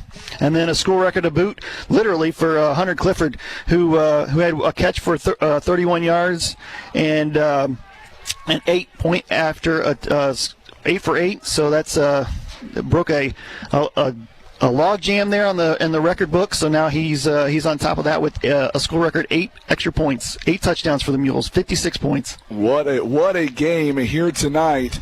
And of course, as you mentioned a moment ago, the Mules, with Hunter Clifford breaking the all-time school record, that is amazing stuff. And I'll tell you what, this team has come a long way, and we are just so excited that we get a chance to play one more week. Yeah, they're on a roll, and that's what you want to do is be playing your best football this time of year, and they're absolutely doing that the last five weeks. So, get a good week of practice, and let's see what we can do against a good Cape Central team. Absolutely. We're going to turn things over now to Coach Andrew, or not Andrew, it's your dad, Austin Jefferson. We'll let him get the mic on here, and there is a lot to break down from this ball game here tonight. So as we welcome in Coach Jefferson, tell you what, we all standing in this booth, we all believed this team was capable of this. They come out tonight, and, man, what a performance. They showed it. Oh, not only us, but they believed it too. And, we had a pretty solid week of practice. And guys just got to believe, what we're trying to teach them and stuff. And it was put on display tonight right out of the gate. Offensively, we did a lot of good things with only that interception we had. I think we scored every time on offense there in the first half. So it was a good, well-rounded job by everybody. Jay making the right reads and stuff. Receivers making not only good catches, but good blocks out wide to open up the run game for Devin and such. So they did a good job in defense. They made stops when they needed to. But it was a well-rounded game for us. And we're just looking forward to what's next. Let's go into it. And Devin Ferguson here tonight, Coach, 157 yards, 3 touchdowns. This kid was everywhere tonight. Oh, absolutely. And he does a good job at practice, giving the best game-like looks against the scout team. And they do a good job of, blocking for him up front as far as the offensive line goes. And they did a good well-rounded job to just get him the space he needed tonight to get those yardage. But I just can't say enough about how we performed and just to be able to just play good, clean football there. Things went in our favor tonight. But even with this win, there's still things that we can learn from and try to build this and keep the momentum going into next week. Let's talk about Jay Edmondson. There was a few times here tonight where he took something and made it into something. And this whole team, Xavier Jones, a big touchdown catch earlier tonight. We talked about this at halftime. Second half effort was going to be what gave us the win. They dominated every stretch of the game in that second half. Absolutely, and that's something that we just haven't done the best job of all season long, was just playing a full game, specifically in the second half, and that's where games are won and lost. That we do a good job of coming out strong in the first quarter, but we still got a lot of game left. So although we had a good solid lead to start the game, it just takes one play for them to get something going. And there, when we had they got the penalty on us on the punt for roughing the passer, it just goes to show that it only takes one play, because the Farmington scored on the very next play. So we just got to understand that it's a full 4-quarter game. Did a great job of just not only just doing their job, but finishing the job when it matters there in the second half. So can't say enough of the guys, and they did a good job. Let's talk about the elephant in the room and Hunter Clifford tonight, breaking the all-time school record, 8 extra points here tonight. That is highly impressive. I won't tell him that, but that's a good job. Good job for him. He's just a very good well-rounded football player. They even repped him some this week at practice on the defensive side, just in case, but we didn't have to have him back there because they did a good job, those guys in the secondary. But Hunter, man, he's just coming alive this year. It just keeps on improving his game each and every single week. And we're going to need him big time come next week, because I think we got a beast at Cape Central. We do, and let's talk about Cape Central. And I tell you what, it's going to be a much different atmosphere next week in Cape Central. I still say that the blowout loss that we suffered earlier this year, that is way behind us, and this team tonight is so different. Oh, well, we've come up here post-game, and we've been saying it, the best is yet to come, and I think that's coming to fruition here starting tonight. So, and I think it surprised them, but like we said before, if you apply yourself, you'll surprise yourself. So it was nothing that was really surprising to us because we knew that this team is capable of doing that if they just do their job. And not only do their job, but do it well. And they did it well right out of the gate. There was a few mistakes that were made, but they learned from it, just like they're going to learn from that last game against Cape. And I'm sure it won't be that outcome again. And we'll just be ready for anything and make the adjustments when need be. But I'm very happy with how this team is performing as of late and just learning from the losses that we've sustained this year and to turn those into lessons. So it's been some hard lessons to learn, but it seemed like it's well worth it the way we were playing now. It's not going to show up in the statistics and the stats. I was so impressed with the way Dylan Hall played defense here tonight. Oh, yeah. This kid made some big plays. Oh, yeah, he's a playmaker, no doubt, offensively and defensively. He's, just like Hunter, he's just a well-rounded football player. And we got a lot of that all across the board with the skill guys. And they know that what they're asked to do, and they'll do whatever it takes, whenever it takes. And, he's one that is, always looking to just better his craft, whether it's offensively and defensively. And no matter the size, he's got, one of the biggest hearts on the team. So we're happy to have him out and going to need him just like everybody else come next week. There's got to be an area of the ball game that you're like, you know what, we got to clean up by next week. Right. If there is one, what would that be? On third downs, we still got to be, sound up front and understand, down and distance where if it's close, just be ready for a possible run. And we just got to make sure the defensive line is sound up front and be disciplined not to jump the gun and get a penalty to move the chains and stuff. And we just got to understand that it's a team thing. So guys got to understand that it's going to take everybody. When one person goes down, it's next man up. And we just got to be able to sustain ball games, long ball games. I know with, Cape Central, they'll really take it to us. And we just got to be ready for the hits and whatever may come our way. And when something happens, we'll just be ready for it. So I think if we just understand that we're going to have to be physical and just do whatever it takes to beat a team like that, why not us? The confidence level on this football team, I would dare say, is at an all-time high this season. Would you agree with that? 100%. 100%. I've never doubted the guys. Sure, you eyebrows may be raised and stuff, but we don't listen to the outside noise. Those are what I like to call external factors. And when you let external factors get to you, it's going to mess with your flow of the game and stuff. The game don't change. Sometimes we may have to just change our game. And guys do a good job of kind of blocking out the noise. Sure, there may be distractions along the way, but you know what? It's how you respond to those distractions. And, you use a game like Farmington earlier in the season where they beat us. You use that as kind of motivation.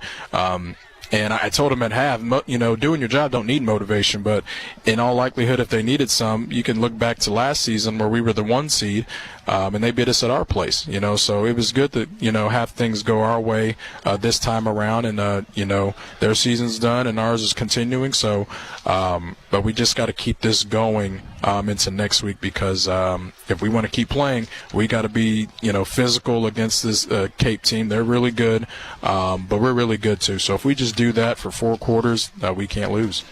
I wanted to ask you this. I thought as far as penalty-wise goes, it may be one of the cleanest games that we have played all season long for us. It is, and that's just something that we just have to clean. As far as X's and O's go, I think we do a good job of, having the game plan intact for what the guys need to do as far as that goes. But stuff like, holding and offsides and false starts and stuff, that's on them. And that's where we got to be disciplined. And that's just doing what you're supposed to do when you're supposed to do it the way it's supposed to be done. And when you do that and play clean football, it becomes easy to just go out there and do your job. You don't have to worry about that. But it takes 11 guys out there to do that, and it only takes 1 to mess it up. So, Coach, you had a big crowd watching tonight on Facebook, listening to the audio only, the radio broadcast. A lot of folks bought the video. I'm telling you right now, if you haven't bought it, go back and watch it because it was great to watch. Oh, yeah. What do you want to say to the fans? Oh, we love you first guys. off, let me tell you, I have been battling sickness for 2 straight weeks. I'm not sure how I'm doing it. I was horrible tonight. No, you're Brian fine. saved me. I appreciate it. Next week, I'm going to get a shot or something. I'll be better next week. But what do you want to say to the community? Because this community tonight They carried me through the finish line. They were behind you guys every step of the way.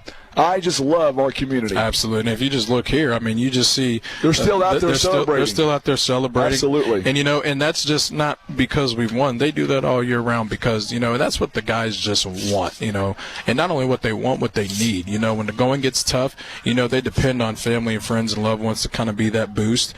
Us coaches, we do a good job of keeping them hyped, but sometimes they just need that extra motivation. Like, no matter what, we're always in your corner, we're always in your back, and that makes this feel good on a night like tonight. So we just appreciate the ones that are out here, the ones that are listening or maybe watching at home, and we hope they continue to ride this thing with us because we're not done yet. We still got a lot of football left, and we're going to give it everything we got, and we just appreciate them all year long, and the best is indeed yet to come. I'm going to tell you right now, if we play well next week, and if we end up and it's a close ball game and we even beat Cape, I'm not going to say it's going to be a shocker because I believe that we are as good as a 2 seed or a 3 seed in this tournament. Absolutely. We should be. We should have been. And we are. And it just goes back to doing our job and just doing it well. When we faced them last time, I remember vividly at halftime, us offensive guys, we never made any adjustments because there was no adjustments to be made. We just had to adjust our mindset and not go into the game scared because they may have had 1 or 2 guys. If we just be physical, you got to be physical against a team like Cape. And that was something that, X's and O's don't change. You just got to be physical and not be intimidated by what they bring to the table because we bring a lot to the table that they may be scared of. But if we go out there and just depend on the eye test, they're going to beat us before the balls even snap. So if guys just, keep the right mindset and just stay the course of the game, it may surprise Cape, but it sure as heck won't surprise us, especially me, because I know what these guys are capable of doing, and they just got to go out and do it. Let's go do it. We're going to do it. Do it Absolutely. Tomorrow. We're going to do it. We're giving them the day off. Okay, well-deserved day off tomorrow, but us coaches, we're going to be watching the film and making sure we're ready to roll. Appreciate you, Coach, letting us go along for the ride. And, man, this team is so fun to watch, and I already can't wait to next Friday in Cape Central. It's going to be a barn burner, my friend. Absolutely. We're looking forward to it, Frankie. Safe travels. We'll see you guys next Friday. Thank you guys so much. Appreciate it. You betcha. Coach Austin Jefferson joining us live here tonight. And, of course, we are wrapping it up. And the Mules tonight with a big road win, and that means we are at Cape Central next Friday night. And we can't wait to be there. Once again, we just got it posted on Facebook. Congratulations, Hunter Clifford, breaking the all-time school record. And what's really cool, Brian, is the fact that while we were on the air, Chandler Beaton reached out to me to say, hey, is my record broke? I mean, that's incredible in itself. Yeah, it's records are made to be broke, right? And it's always nice to see those guys reach out and, continue to follow the program and root for the guys that are still, keeping it going. Next week, Cape Central, give me your first overview. What do you think could happen next week, once again, on the road at Cape Central? Yeah, you're going to have to bring the intensity that they had tonight. It's going to be the jungle is always tough to play at. The Mules going to have to play a perfect game like they did tonight, and they were near perfect tonight. We haven't mentioned the special teams. We know obviously Hunter's record, but making sure that they didn't turn the ball over on the kickoffs that they tried to. Farmington tried to pop them up and get them, kind of catch them off guard. The Mules did a great job of not giving Farmington any extra possessions. Only the one roughing the punter penalty was the outlier, and then if they continue to do the things right, blocking was so much better on the outside, and they did great in the interior blocking and open up some lanes. And if they keep continuing working as a team like they have the last few weeks, and especially tonight, they're definitely going to give themselves a chance next week. So it'll be fun to watch. It's going to be a lot of fun, and I'm hoping by next week I'm 100% again because I'm tired of being sick. I was saying, you're just going to have to not talk for 4 days. Oh, my gosh. Maybe sick. My wife may give you a medal for saying that. We're going to end the broadcast. Congratulations to our Mules, big-time winners on the road. They now go to 5-5 on the year. Hey, we're at 500 again. 500, yeah. Let's get a win next week. 1-0 already in the postseason. That's right. Yep. Moving on. Our ball game tonight been brought to you by our good friends at First Midwest Bank, Kevin's Auto Repair, PB Realty, Legacy Farm and Land Specialist, Whitworth Gift Chest Jewelers, Russians Towing, Baldwin Toyota, Ozark Legacy Partners Insurance. Also being brought to you by Mossy Oak Properties, Poplar Bluff Monument Works, Village Express, Pizza Inn, Barker's Towing and Auto Repair. Also being brought to you by Country Road Market, Subway, Christian Automotive and Tire, Eye Care Specialist, Larry Hillis Dodge, Air Solutions, Edmondson and Holt Attorneys at Law, Maverick Glass, Senator Jason Bean, and Ozark Total Healthcare, proud supporters of your Poplar Bluff Mules. For Tim Hicks and Brian Rosner, I'm Frankie Castillo. We are saying so long from Farmington. Mules get it done. We are on the road next week at Cape Central, pregame at 6:20 and kickoff at 7 o'clock. You've been watching and listening to Mules Football Live on the Southeast Sign and Graphics Mules Radio Network.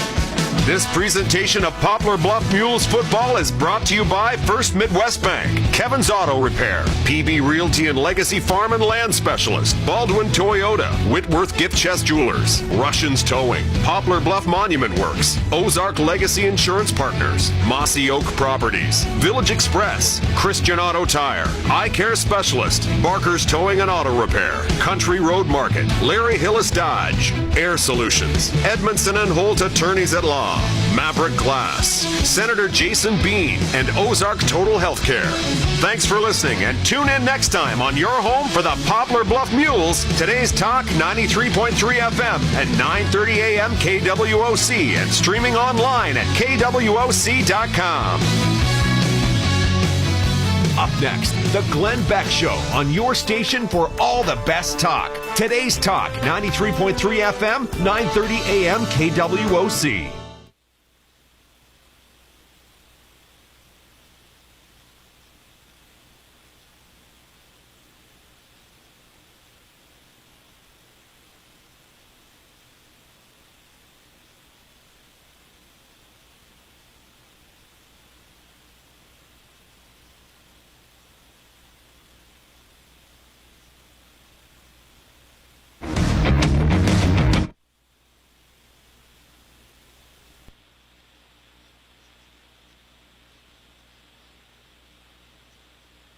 Thinking about insurance?